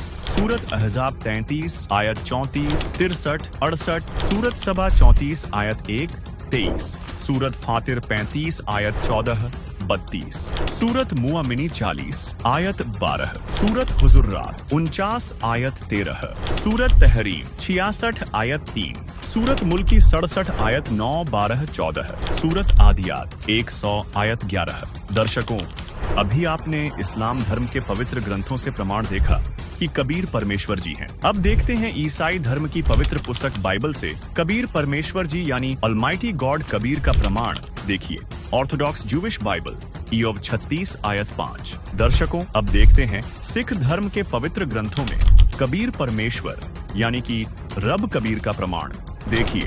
यक अर्ज गुफ्तम पेश तो दर घोष कुन करता, हक्का कबीर करीम तू बेब परवरदिगार, नानक बुगोयद जनू तुरा तेरे चाकराम पाखाक। गुरु ग्रंथ साहिब पृष्ठ 1350 487। दर्शकों, अभी आपको चारों धर्मों के पवित्र ग्रंथों से कबीर परमेश्वर जी के प्रमाण दिखाए गए। अब देखते हैं अन्य प्रमाण जिससे सिद्ध होता है कि परमात्मा का नाम कबीर ही है। ये है कबीर सागर। इसमें स्वयं कबीर साहिब जी ने गोरखनाथ से ज्ञान चर्चा के दौरान अपना भेद बताया था। देखिए ये प्रमाण। अवधु अविगत से चल आया, कोई मेरा भेद मर्म नहीं पाया, ना मेरा जन्म न गर्भ बसेरा, बालक नए दिखलाया, काशी नगर जल कमल पर डेरा, तहाँ जुलाहे ने पाया, माता पिता मेरे कछु नहीं, न मेरे घर दासी, जुल्हा को सुत आन कहाया, जगत करे मेरी हांसी, 5 तत्व का धड़ नहीं मेरा, जानू ज्ञान अपारा, सत्य स्वरूपी नाम साहिब का, 100 है नाम हमारा, अधर दीप सतलोक गगन गुफा में, तहाँ निज वस्तु सारा, ज्योति स्वरूपी अलख निरंजन, ब्रह्म भी धरता ध्यान हमारा, हाड़ चाम लोहू नहीं मोरे, जाने सत्य नाम उपासी, तारण तरण अभय पद दाता, मैं हूँ कबीर अविनाशी। दर्शकों, कबीर साहिब ने कहा है, नाम संस्कृत में युगदीनी, कलियुग मिश्रित करीदीनी, अरबी संस्कृत मिश्रित कबीरा, हिंदू मुसलमान गुरु पीरा। अर्थात कबीर साहिब ने स्वयं कबीर सागर, बोध सागर खंड, अध्याय जीव धर्म बोध के पृष्ठ 2047 में स्पष्ट किया है कि कबीर शब्द अरबी और संस्कृत भाषा के मिश्रण से बना है। इसके अलावा कबीर साहिब की साखी भाग 2 के पृष्ठ 164, 165 पर कबीर, कबीर, कबीरा और कबीर सभी शब्दों का उल्लेख किया गया है। दर्शकों, इन सभी प्रमाणों से प्रमाणित होता है कि अल्लाह रब गॉड भगवान का नाम कबीर है। दर्शकों, अब आपको कबीर परमात्मा के गवाहों से अवगत करवाते हैं, जिन्होंने छाती ठोककर अपने अपने कालखंड में गवाही दी है कि परमात्मा कबीर ही है। आइए देखते हैं। सबसे पहले बात करते हैं हजरत मूसा लगभग 1393 1273 ईसा पूर्व प्राचीन मिस्र हजरत मूसा जी की। यहूदी धर्म के प्रवर्तक माने जाने वाले हजरत मूसा जी को उनका अल्लाह उससे अधिक इल्मी अल खिज्र के पास जाकर इल्म ज्ञान प्राप्त करने के लिए कहता है, जिसका जिक्र कुरान शरीफ सुरा काफ 18 आयत 60 से 82 में है। और वह अल खिज्र जो हजरत मूसा को मजमा ए बहरेन में मिला था, वह कोई और नहीं बल्कि स्वयं कबीर जी थे, जो अलग अलग रूप बनाकर अच्छी आत्माओं को मिलते रहते हैं। इसी तरह कबीर परमात्मा हजरत मोहम्मद जी को मक्का सऊदी अरब में मिले, लेकिन मोहम्मद जी ने कबीर परमात्मा के ज्ञान को स्वीकार नहीं किया। इस विषय में संत गरीबदास जी ने कहा है, होते नबी मोहम्मद पीरा, जाकू मुर्शिद मिले कबीरा, उलट मोहम्मद महल पठाया, गुज बीरज एक कलमा धाया, रोजा बंग निवास दई रे, बिस्मिल की नहीं बात कही रे, 4 यार मिल मसलत भीनी, गऊ पकड़कर बिस्मिल की ही, तब हम मोहम्मद याद किया रे, शब्द स्वरूपी बेग गया रे, मुई गऊ हम बेग जिवाई, तब मोहम्मद के निश्चय आई, तुम्हा सत कबीर अलह दरवेशा, मोमिन मोहम्मद का गया अंदेशा। इसके अलावा कबीर परमात्मा हजरत अली सऊदी अरब को मिले, उन्हें कलमा प्रदान किया था। इस बारे में सूक्ष्म वेद में कहा गया है, गरीब अली अल्लाह का शेर है, सीना स्वाफ शरीर, कृष्ण अली एकई कली, न्यारी कला कबीर, गरीब अली अलीलों हो गए, मोहम्मद पदम 50, कबीर एक का एक है, करो तास की आश। अब्राहिम अधम सुल्तान, बल्ख इराक। बल्ख शहर के बादशाह अब्राहिम अधम सुल्तान को कबीर परमात्मा अनेकों बार मिले। तब कहीं जाकर अधम सुल्तान का कल्याण हुआ तथा अपनी पुस्तक मसनवी में सूफी संत रूमी ने इब्राहिम अधम सुल्तान के जीवन का भी वर्णन करते हुए कबीर परमात्मा अर्थात अल खिज्र के मिलने का जिक्र किया है। वही संत गरीबदास जी ने कहा है, हम सुल्तानी नानक तारे दादू को उपदेश दिया, जात जुलाहा भेद नहीं पाया, काशी माहे कबीर हुआ। दर्शकों, यहाँ सुल्तानी शब्द बलख बुखारे के राजा इब्राहिम अधम सुल्तान के लिए संबोधित किया गया है। मंसूर अली व उसकी बहन शिमली को भी कबीर परमात्मा शम्स तबरेज के रूप में मिले थे, जिसका वर्णन कबीर मंशूर नामक पुस्तक में मिलता है। शेख फरीद मुल्तान पश्चिमी पाकिस्तान को मिले। सूफी संत रूमी कोन्या तुर्की को कबीर परमात्मा शम्स तबरेज के रूप में 15 नवंबर 1244 को कोन्या में मिले, जिसके बाद रूमी ने अपने मुर्शिद गुरु शम्स तबरेज की बड़ाई में लिखी 2 रचनाओं मसनावी और दीवान ए कबीर में भी कबीर परमात्मा अर्थात अल खिज्र का जिक्र किया है। संत नामदेव पुंडरपुर महाराष्ट्र को कबीर परमात्मा एक संत रूप में पुंडरपुर में मिले। उनके साथ अनेक चमत्कार किए। स्वामी रामानंद जी काशी उत्तर प्रदेश को सभी कबीर जी का गुरु मानते हैं, जबकि वास्तविकता यह है कि गुरु परंपरा बनाए रखने के लिए कबीर जी ने गुरु शिष्य की लीला की थी। वास्तव में तो स्वामी रामानंद जी स्वयं कबीर जी को अपना गुरु मानते थे। रामानंद जी ने परमेश्वर कबीर जी के विषय में कहा है, बोलत रामानंद जी सुन कबीर करतार, गरीबदास सब रूप में तुम ही बोलनहार, तुम साहिब तुम संत हो, तुम सदगुरु तुम हंस, गरीबदास तुम रूप बिन और न दूजा अंश, दोहू ठौर है एक तू, भया एक से दोए, गरीबदास हम कारणे उतरे हो मगजोय, तैमूर लंग उज्बेकिस्तान, रोटी तैमूर लंग कू दीन ही, ताते 7 पादशाही लीन ही, गरीब तैमूर लंग को तालिब मिले, एक रोटी की चाह है, जिंदा रूप कबीर धरही, सुनी तैमूर लंग की माए, गरीब तैमूर लंग हुमियों रहे, मन में कुछ न चाह, मौज मेहर मौला करी, दीनिया तख्त बैठाए, गरीब हिंद जिंद सभी दी, सेतबंद लगसीर, गड़गजनी ताबे करी, जिंदा इसम कबीर, गरीब 7 सहीसल नीकली, पीछे डिगमग खयाल, तैमूर लंग और औरंगजेब लग, इन पर नजर निहाल। संत रविदास काशी उत्तर प्रदेश और कबीर जी समकालीन थे। पहले रविदास जी ने रामानंद जी को गुरु बनाया था, लेकिन कबीर परमात्मा की समर्थता से परिचित होकर उन्होंने कबीर जी को अपना गुरु स्वीकार किया था। गरीब अनभय कठी रैदास को मिल गए पीर कबीर, मगर बीच झगड़ा मंडिया पाया नहीं शरीर। धर्मदास जी मध्य प्रदेश। आज मोहे दर्शन दियो जी कबीर, सत्यलोक से चलकर आए काटन जम की जंजीर, थारे दर्शन से म्हारे पाप कटत हैं, कल होवे जी शरीर, अमृत भोजन म्हारे सतगुरु जी मई, शब्द दूध की खीर, हिंदू के तुम देव कहाए, मुसलमान के पीर, दोनों दीन का झगड़ा छिड़ गया, टोहे ना पाए शरीर। धर्मदास की अर्ज गोसानी, बेड़ा लंघाइयो परले तीर। संत जम्भेश्वर जी पीपासर नागौर राजस्थान। कबीर परमेश्वर सतगुरु रूप में विश्नोई पंथ के संस्थापक संत जम्भेश्वर जी को समराथल राजस्थान में मिले थे। उन्होंने कहा है, जहाँ जहाँ पवन आसन पाणी आसन चंद आसन सूर आसन गुरु आसन समराथले। गुरु नानक देव जी तलवंडी वर्तमान ननकाना साहिब पश्चिमी पाकिस्तान। सिख धर्म की पवित्र पुस्तक भाई बाले वाली जन्म साखी के पृष्ठ 198 पर एक काजी रूकन दीन सूरा के प्रश्न का उत्तर देते हुए श्री नानक देव जी ने कहा है, खालक आदम सिरजिया आलम बड़ा कबीर, कायम दायम कुदरती सिर पीरा दे पीर, सैयदे करे खुदाई नू आलम बड़ा कबीर। दादू दयाल जी कबीर परमात्मा दादू जी को सन 1551 में आमेर राजस्थान में मिले। जिन मोकू निज नाम दिया सोई सतगुरु हमार, दादू दूसरा कोई नहीं कबीर सृजनहार।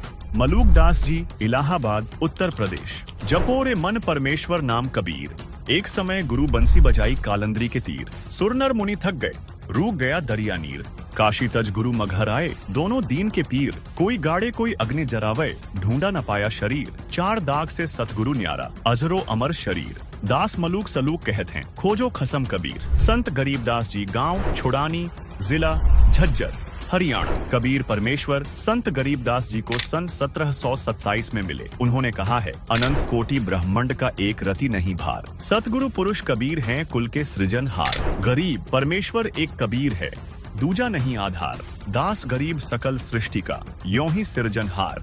गरीब मात पिता जाके नहीं जन्म प्रमाण, यौह पूर्ण ब्रह्म कबीर है करता हंस अमान। गरीब जिसको कहते कबीर जुलाहा, सब गति पूर्ण अगम अगाहा। संत घीसादास जी गांव खेखड़ा जिला मेरठ वर्तमान जिला बागपत उत्तर प्रदेश। संत घीसा दास जी को कबीर परमात्मा सन 1813 में मिले तथा आज से 28 वर्ष पूर्व संत रामपाल जी महाराज गांव धनाना धाम, सोनीपत, हरियाणा को परमेश्वर कबीर साहेब जी संवत 2054 फाल्गुन मास शुक्ल पक्ष एकम मार्च 1997 को दिन के 10 बजे मिले थे। दर्शकों, अब आप सोच रहे होंगे कि कबीर जी तो काशी में सन 1398 से सन 1518 तक रहे, तो वे इस पहले या बाद में कैसे आए होंगे? तो दर्शकों, आपको बता दें, जिस परमात्मा के विषय में आपने अभी धर्म ग्रंथों व परमात्मा प्राप्त संतों की अमरवाणी में प्रमाण देखे, वही पूर्ण परमात्मा कबीर जी हैं, जिनके विषय में ऋग्वेद मंडल 9 सूक्त 82 मंत्र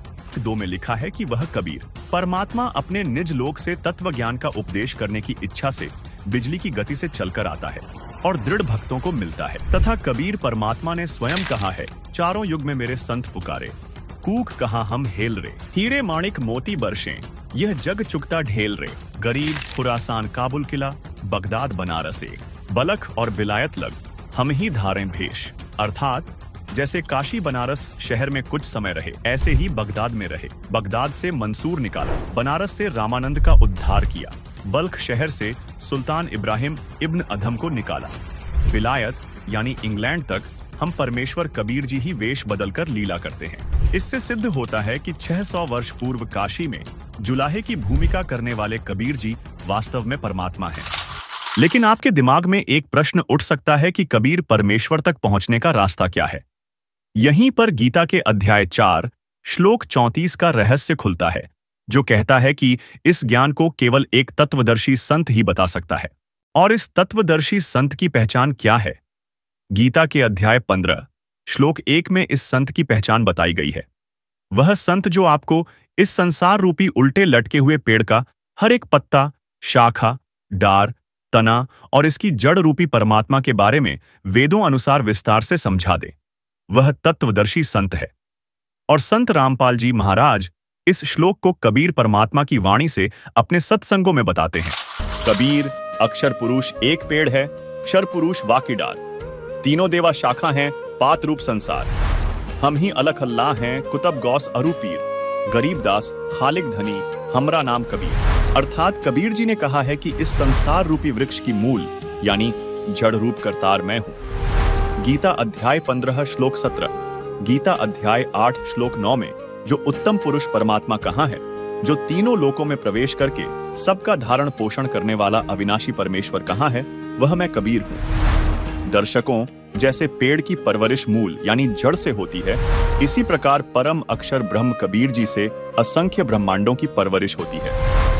क्योंकि संत रामपाल जी महाराज ने अथर्व वेद कांड 4 अनुवाक 1 मंत्र 7, यजुर्वेद अध्याय 40 मंत्र 8 तथा ऋग्वेद मंडल 1 सूक्त 1 मंत्र 5 सहित अन्य वेद मंत्रों से आंखों देखे गवाहों की वाणियों से स्पष्ट किया है कि सर्व सृष्टि के रचनहार कबीर जी हैं। उन्हीं गवाहों में से एक संत गरीबदास जी ने कहा है, गरीब अनंत कोटि ब्रह्मांड का एक रति नहीं भार, सतगुरु पुरुष कबीर हैं कुल के सिरजनहार। गरीब परमेश्वर एक कबीर है, दूजा नहीं आधार, दास गरीब सकल सृष्टि का यों ही सिरजनहार। गरीब मात पिता जाके नहीं, नहीं जन्म प्रमाण, यह पूर्ण ब्रह्म कबीर है करता हं समान। दर्शकों, आज के समय में सदग्रंथों पर आधारित यह सारी पहचान केवल एक ही संत पर खरी उतरती है, वह है संत रामपाल जी महाराज। वही एकमात्र तत्वदर्शी संत हैं जो सभी सदग्रंथों के अनुसार एक पूर्ण परमात्मा कबीर जी की सत भक्ति का सच्चा और शास्त्र सम्मत मार्ग पूरे विश्व को प्रदान कर रहे हैं। इसीलिए आप सभी से आग्रह है कि नवरात्रि जैसी शास्त्र विरुद्ध और मनमाने आचरण के इस जर्जर इंफ्रास्ट्रक्चर से बाहर निकलिए।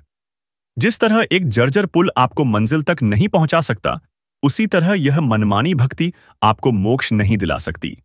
इसलिए तत्वदर्शी संत रामपाल जी महाराज से नाम दीक्षा लेकर पूर्ण परमात्मा कबीर जी की शास्त्र सम्मत भक्ति करें और इस अनमोल मानव जीवन के असली लक्ष्य यानी पूर्ण मोक्ष को प्राप्त करें। और संत रामपाल जी महाराज से नाम दीक्षा की जानकारी जानने के लिए आज ही डाउनलोड करें संत रामपाल जी महाराज ऐप। अब आपको कुछ भक्तों के अनुभव दिखाते हैं, परमात्मा कबीर परमेश्वर की शरण माने के बाद उनको कैसे सुख मिले। पहले वो कितने कष्ट से जीवन जी रहे थे, और परमात्मा ने आज उनको हाथों पर रख लिया। समर्थ का सरना गहो रंग होरी हो और कभू ना हो काज राम रंग होरी हो। सत साहिब दर्शकों, इस दुख भरे नाशवान लोक में जहां कहीं भी कभी भी दुख और कष्ट किसी भी मोड़ पर हमारा पीछा कर सकते हैं, वहीं ब्रह्मपाल जी की कहानी हमें यह सिखाती है कि सत भक्ति के बिना जीवन कितना कठिन हो सकता है। बुलंदशहर उत्तर प्रदेश के रहने वाले ब्रह्मपाल जी ने 28 साल तक भारतीय सेना में कैप्टन के रूप में सेवा दी। एक समय इनकी जिंदगी में देवी देवताओं की पूजा, व्रत, गंगा स्नान और राधा स्वामी पंथ का महत्वपूर्ण स्थान था। दुख और परेशानियों का सिलसिला तब शुरू हुआ जब इनका एक बेटा एक हादसे में चल बसा। इनके दूसरे बेटे की बीमारी ने इनकी चिंताओं को और बढ़ा दिया। इनके बेटे की दोनों किडनियां फेल हो गईं और इलाज में पैसे खत्म हो गए। आर्थिक स्थिति इतनी बिगड़ गई कि उन्हें भारी आर्थिक संकट का सामना करना पड़ा। अंततः उनके दूसरे बेटे की भी मृत्यु हो गई। इन भयंकर दुखों ने ब्रह्मपाल जी को अंदर से पूरी तरह तोड़ दिया। जब सभी पुण्य समाप्त हो गए और जीवन अंधकारमय हो गया, तब ब्रह्मपाल जी को तत्वदर्शी संत रामपाल जी महाराज के बारे में पता चला। उन्होंने संत रामपाल जी महाराज से नाम दीक्षा ली, जिसने उनके जीवन में एक नया सवेरा ला दिया। अब आप स्वयं ब्रह्मपाल जी की जुबानी सुने उनकी दुख भरी जीवन कहानी। नमस्कार सर। नमस्कार सर। सर क्या नाम है आपका? सर मेरा ब्रह्मपाल सिंह नाम है। सर कहाँ से हैं आप? सर मैं गांव पिपाला, जिला बुलंदशहर, उत्तर प्रदेश का रहने वाला हूं। सर संत रामपाल जी महाराज से नाम दीक्षा आपने कब ली? संत रामपाल जी महाराज जी से मैंने नाम दीक्षा 20 अक्टूबर 2011 को ली। सर क्या काम करते हैं आप? सर मैं इससे पहले आर्मी में सर्विस करता था और 28 साल सर्विस करने के बाद में ऑलरेडी कैप्टन के रैंक से जो है मैंने रिटायरमेंट ली है। सर संत रामपाल जी महाराज से नाम दीक्षा लेने से पहले क्या आप कोई भक्ति साधना भी करते थे? संत रामपाल जी महाराज जी के नाम दीक्षा लेने से पहले सर मैं जो जगत में आम सभी जो मेरा परिवार भक्ति करता है, जैसे कि ब्रह्मा विष्णु महेश, दुर्गे माता, गणेश जी आदि जो ये पूजा थी, इनकी हम पूजा किया करते थे। जहाँ भी हमें मालूम पड़ता था कि ये मंदिर अच्छा है, उस मंदिर में जाया करते थे। या हफ्ते में कम से कम 3-4 दिन ऐसे आते थे जो कि हम व्रत भी रखते थे, गंगा स्नान के लिए भी जाते थे।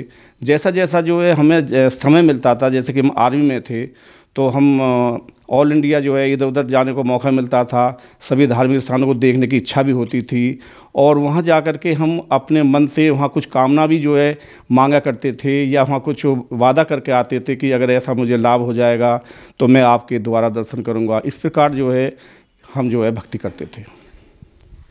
सर फिर आप संत रामपाल जी महाराज की शरण में कैसे आए? 2004 के अंदर मैं राधा स्वामी से जुड़ा था और 11 के लास्ट तक वहाँ जुड़ा रहा। वहाँ पर जो है सत्संग भी अटेंड करते थे और उनकी किताबें भी पढ़ते थे।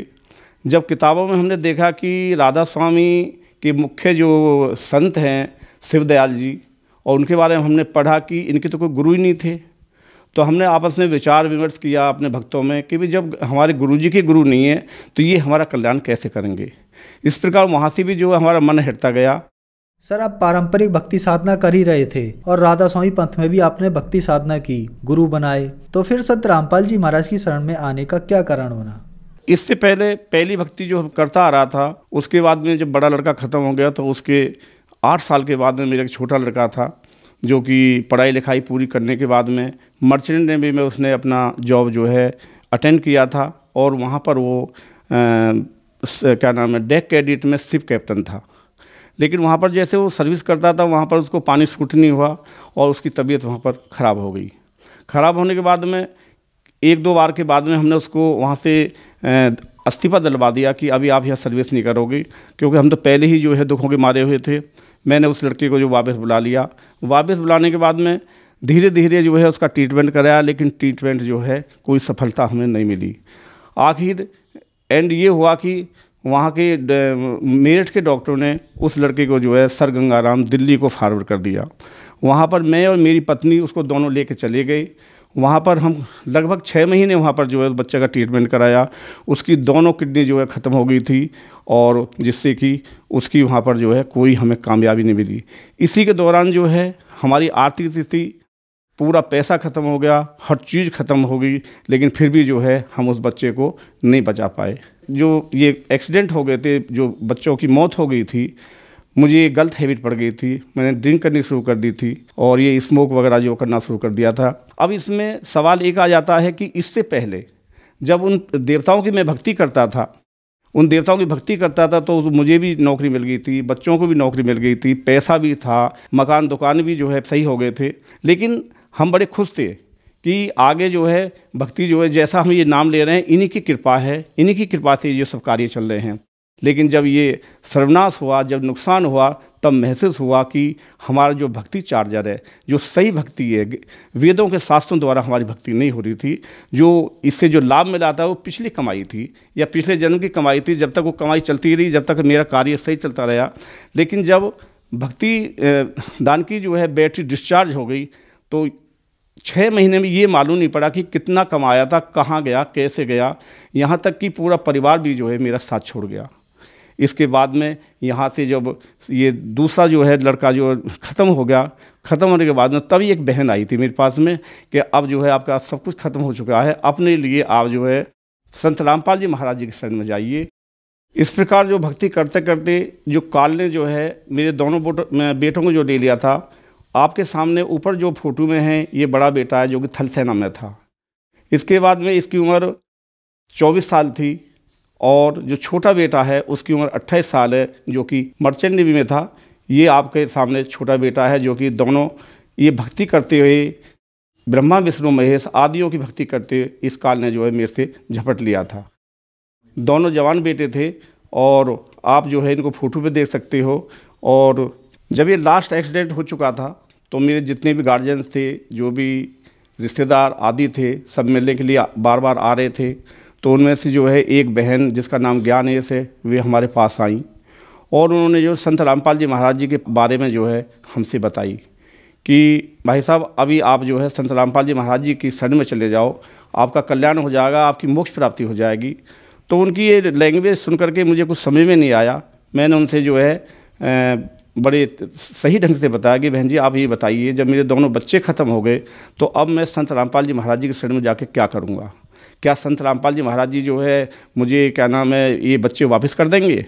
ये मेरे उनसे क्वेश्चन आंसर हुए। लेकिन उन्होंने ये बोला कि भैया कोई बात नहीं, बच्चे तो वापस नहीं कर सकते, लेकिन मोक्ष प्राप्ति के लिए, आगे सुख शांति के लिए जो है आप परमात्मा के शरण में जाइए। वे पूर्ण ब्रह्म परमेश्वर हैं। संत रामपाल जी महाराज वे कुछ भी कर सकते हैं। जब आप वहाँ जाओगे, जब उनका ज्ञान पढ़ोगे, तब आपको मालूम पड़ेगी। इस प्रकार जो है हमने भक्तमती से उनसे एक क्या नाम उन बहन से जो है एक ज्ञान गंगा ली। ज्ञान गंगा लेने के बाद में उसको पढ़ाई की। सबसे पहले मेरी वाइफ ने जो है परमात्मा की शरण ग्रहण की। संत रामपाल जी महाराज जी ने उनको नाम दान की क्या नाम दया करी। 20 अक्टूबर 2011 को जो है मैं उनके साथ गया और मैं संत रामपाल जी महाराज जी के जो है शरण में जो है मालिक ने मेरे पर क्या नाम दया की। संत रामपाल जी महाराज ने मुझे अपनी शरण में लिया। सर आपके बताए अनुसार आप पर दुखों का पहाड़ टूटा हुआ था, तो फिर संत रामपाल जी महाराज से नाम दीक्षा लेने के बाद क्या आपके दुख दूर हुए? क्या आपको लाभ भी प्राप्त हुए? आपने सही क्या नाम प्रश्न किया है। संत रामपाल जी महाराज जी के पास में नाम लेने के बाद में हम धीरे धीरे जो है मालिक के बताए तरीके से जो है भक्ति करते रहे। भक्ति करने के साथ साथ हमें इतना ज्ञान भी नहीं था। तो लेकिन उससे पहले जब हम समाज में थे, समाज में हमारे ऊपर तरह तरह के प्रश्न आने लगे। यहाँ तक कि जो हमारे रिलेटिव हैं या इधर उधर के यार दोस्त हैं, उन्होंने हमसे आना जाना या हमारे सामने से निकलना भी बंद कर दिया। सब ये कहते थे कि इनके 2 बच्चे ख़त्म हो गए हैं, इनके मकान के सामने से भी नहीं निकलना। ये सब समस्या सुनते सुनते जो है हमें बहुत परेशानी हुई। और परेशानी होने के बाद में क्या नाम है हमने कुछ सोच विचार किया कि भाई और कुछ जो 2-4 अच्छे आदमी थे, उन्होंने बोला कि भाई आप जो ट्रीटमेंट ले लो और परमात्मा क्या नाम है भगवान आपको दया कर देंगे। बगैर किसी प्रार्थना के हमने परमात्मा से प्रार्थना नहीं की, लेकिन हम चुपचाप जो है शर्म की वजह से ट्रीटमेंट लेते रहे, जगह जगह हॉस्पिटलों में जाते रहे। लेकिन लास्ट हॉस्पिटल दिल्ली RR जो कि बहुत बड़ा हॉस्पिटल है आर्मी का, और वहाँ भी जो है हमने जो है ट्रीटमेंट लिया कि हमारे कोई मालिक जो है बच्चा जो है हमें प्रदान कर दे। उस टाइम मेरी एज जो है 55 साल थी और मेरी क्या नाम पत्नी की एज जो है 50 साल थी। लेकिन वहाँ पर भी जो है हमें जो है कामयाबी नहीं मिली। वहाँ भी उन्होंने जो यही जवाब दिया कि आप जो है इसमें सक्सेस नहीं होगे, और अगर आपको बच्चे की इच्छा है तो आप किसी आश्रम से जो है बच्चे को गोद ले लो। लेकिन हम बोले हम गोद नहीं लेंगे, अब हमारे भाग में बच्चा है ही नहीं, अगर हमारी किस्मत में हमारे बच्चे होते तो वही हमसे दूर ना होते। और हमने एक ही जो है अपने मन में प्लानिंग करी कि अभी हम परमात्मा की भक्ति करेंगे। इस प्रकार करके अगले 15 तारीख को जो है सत्संग था, हम आश्रम में आए, मालिक का सत्संग सुन रहे थे। सत्संग के बाद में कुछ भक्त हम आपस में पार्क में बैठ जाते थे, अध्यात्म ज्ञान की चर्चा करते थे। संत रामपाल जी महाराज जी जो जो बताते थे, जो जो लाभ देते थे, भक्त आपस में एक दूसरे को जो है बताया करते थे। तो मेरे से भी एक भक्त ने इस अपने फायदे के लिए या इस बच्चे के लिए क्या आपने संत रामपाल जी महाराज जी से प्रार्थना की? मैंने बोला भाई हमने संत रामपाल जी महाराज से प्रार्थना नहीं की है, क्योंकि उम्र के लिहाज से हमें गुरुजी से डर भी लगता है, संत रामपाल जी महाराज से शर्म भी आती है, इस चीज़ की प्रार्थना करने में हमें जो है हिचकिचाहट है। लेकिन उन्होंने बोला कि हमारे संत रामपाल जी महाराज जी बड़े दयालु हैं और सबकी प्रार्थना सुनते हैं, आप प्रार्थना करो। ये सब करने के बाद में अपनी पत्नी से मैंने बात की। उन्होंने जो है संत रामपाल जी महाराज जी से प्रार्थना की कि परमात्मा अगर आपकी इच्छा हो, मालिक आप कृपा कर दें तो मैं ट्रीटमेंट करा लूँ, इलाज करा लूँ। तो संत रामपाल जी महाराज ने उस टाइम ये बोला था हंस करके कि क्या आपने अभी तक ट्रीटमेंट कराया नहीं है? तो मेरी वाइफ ने बोला हाँ क्या नाम गुरुजी मैंने ट्रीटमेंट कराया है। तो उन्होंने एक सवाल किया था, बेटा तेरे ऊपर जो है अब कर्ज खत्म हो गया है, अपना भक्ति करो और मोक्ष प्राप्ति करो। लेकिन उन्होंने जिद की कि परमात्मा जो समाज की जो बातें आ रही हैं वे बाहर नहीं निकलने देती हैं, आप कृपा कर दो और मुझे क्या नाम है आशीर्वाद दे दो।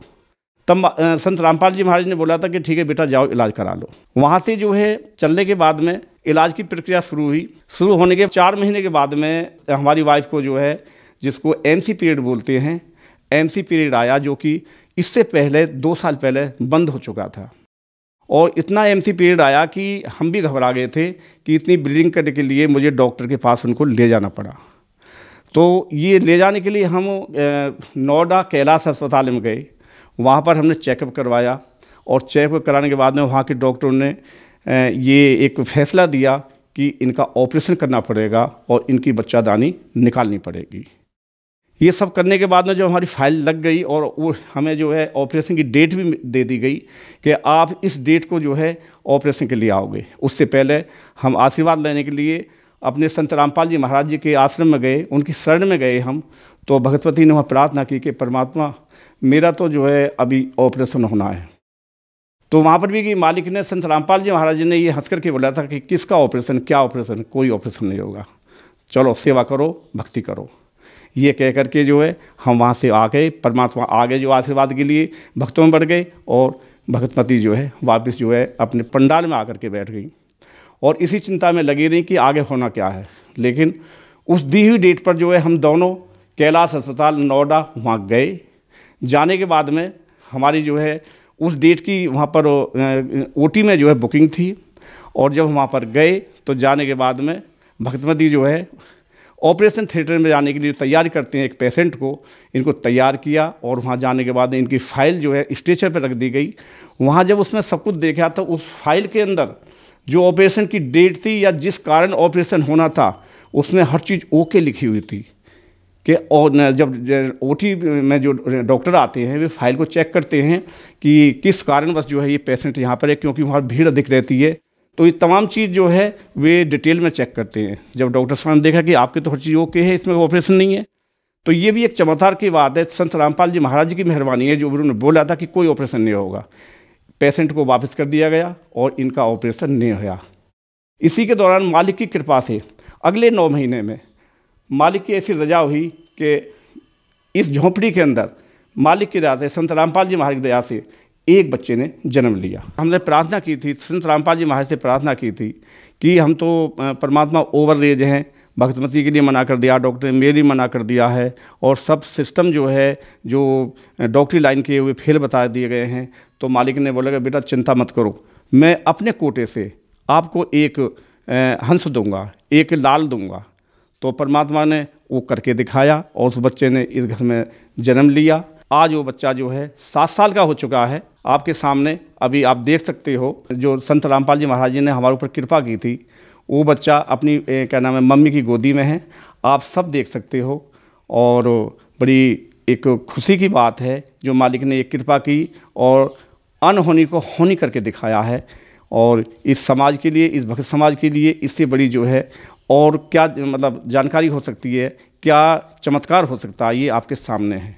मेरी वाइफ की एज 54 साल है। इस एज में डॉक्टरों ने मना कर दिया था कि इस एज में जो है आपको कामयाबी नहीं मिलेगी, लेकिन परमात्मा ने वो आपके सामने अनहोनी को होनी करके जो है अपने कोटे से जो है संत रामपाल जी महाराज ने करके दिखाया है। सर, समाज के लिए आप एक उदाहरण हैं और आज जो लोग आपको टीवी पर देख रहे हैं वह भी किसी न किसी तरीके से परेशान हैं, दुखी हैं। सर, उनके लिए आप क्या संदेश देना चाहेंगे? मैं उनको संदेश तो नहीं दे सकता और ना ही मैं इस लायक हूँ। मैं तो एक अब परमात्मा का कुत्ता हूँ, दास हूँ। लेकिन मैं उनसे प्रार्थना जरूर कर सकता हूँ कि भाई आप अपने ज्ञान का इस्तेमाल करो, अपनी बुद्धि का इस्तेमाल करो। परमात्मा ने हमें वेद शास्त्र से, गीता से हर चीज़ जो है ओपन करते हैं। आज हमारे जो है 10-12 के चैनल चल रहे हैं, उसमें सत्संग को देखिए आप और सही जानकारी प्राप्त करके संत रामपाल जी महाराज जी के शरण में आइए और अपनी मोक्ष प्राप्ति कराइए, साथ में अपना कल्याण कराइए। धन्यवाद सर। सत साहिब। तो पुण्यात्माओं, आपका कर्तव्य बनता है, कहते हैं आप तेरे जगतार ही। आपका तो कल्याण निश्चित है यदि मर्यादा में रहोगे और भक्ति करते रहोगे। आपका और आपके परिवार का तो कल्याण निश्चित है, लेकिन आपका ये भी कर्तव्य बनता है, फर्ज बना है, भूले न राह बतावे। जिसको ज्ञान नहीं है, भटक रहे हैं, उनको कोशिश करें समझाने की, लेकिन प्यार से। किसी को आप समझाने की चेष्टा करोगे, उसको एक बार तो कड़वा लगेगा। आपको भी ऐसा ही महसूस हुआ होगा प्रारंभ में, हमें भी ऐसा ही लगा था। जैसे गोरखनाथ जी को परमात्मा ने कहा था, गोरखनाथ मैं सबका गुरुआ, मैं सबका गुरु हूं पूरे विश्व का। तो गोरखनाथ जी कह रहे थे, आपका तुमरा वचन मोह लाग गए कड़ुआ। आप जो कह रहे हो ना अपने आप को, मैं सबका मार्गदर्शक हूं, गुरु हूं, ये बात मुझे अच्छी नहीं लगती, कड़वी लगती है, बुरी लगती है। तब परमेश्वर ने कहा था कि कड़वा लगे सो मीठा होई, हमरी बात पतीजा जोई। हमारी बात पर विश्वास करोगे तो आज जो आपको कड़वा लग रहा है एक दिन मीठा होगा। तो पुण्यात्माओं, आपका कर्तव्य बनता है इस परमेश्वर के सच्चे ज्ञान को अपने भाई बहनों पूरे विश्व के सभी हम एक वहाँ तक पहुँचाओ, जन जन तक पहुँचाओ। हम सभी एक परमात्मा के बच्चे हैं। हम अपनी अनजानपने में भिन्न भिन्न हो गए, गलत गुरुओं ने हमें बांट दिया, तो हम फिर एक हो सकते हैं। इस परमात्मा के ज्ञान को जन जन तक पहुँचाओ। यहाँ आश्रम से जो प्रचार की सामग्री ले जाओ और कोशिश करो सब तक पहुँचाने की। आपको एक और विशेष उपकार होगा। आत्म प्राण उद्धार ही ऐसा धर्म नहीं और एक जीव को काल के उस पाड़े ते छुटवा के सतलोक आश्रम में जोड़ने का इतना पुण्य होगा जैसे करोड़ गऊओं को कसाई से बचाने का एक पुण्य होता है। तो आपको इतना पुण्य होगा। आप भी प्रचार करो और प्यार से करो, किसी का संघर्ष नहीं करे। कोई आपको बुरा भी बोला, आपका भाई बहन समझ के कि इसको पता नहीं है, तो उसके साथ विरोध नहीं करे, आगे चल पड़े। जिसको सुहा उसको ज्ञान समझावे और यहाँ से पुस्तकें लेकर वो बांटो और सबका कल्याण कराओ। बोलो सतगुरुदेव की जय।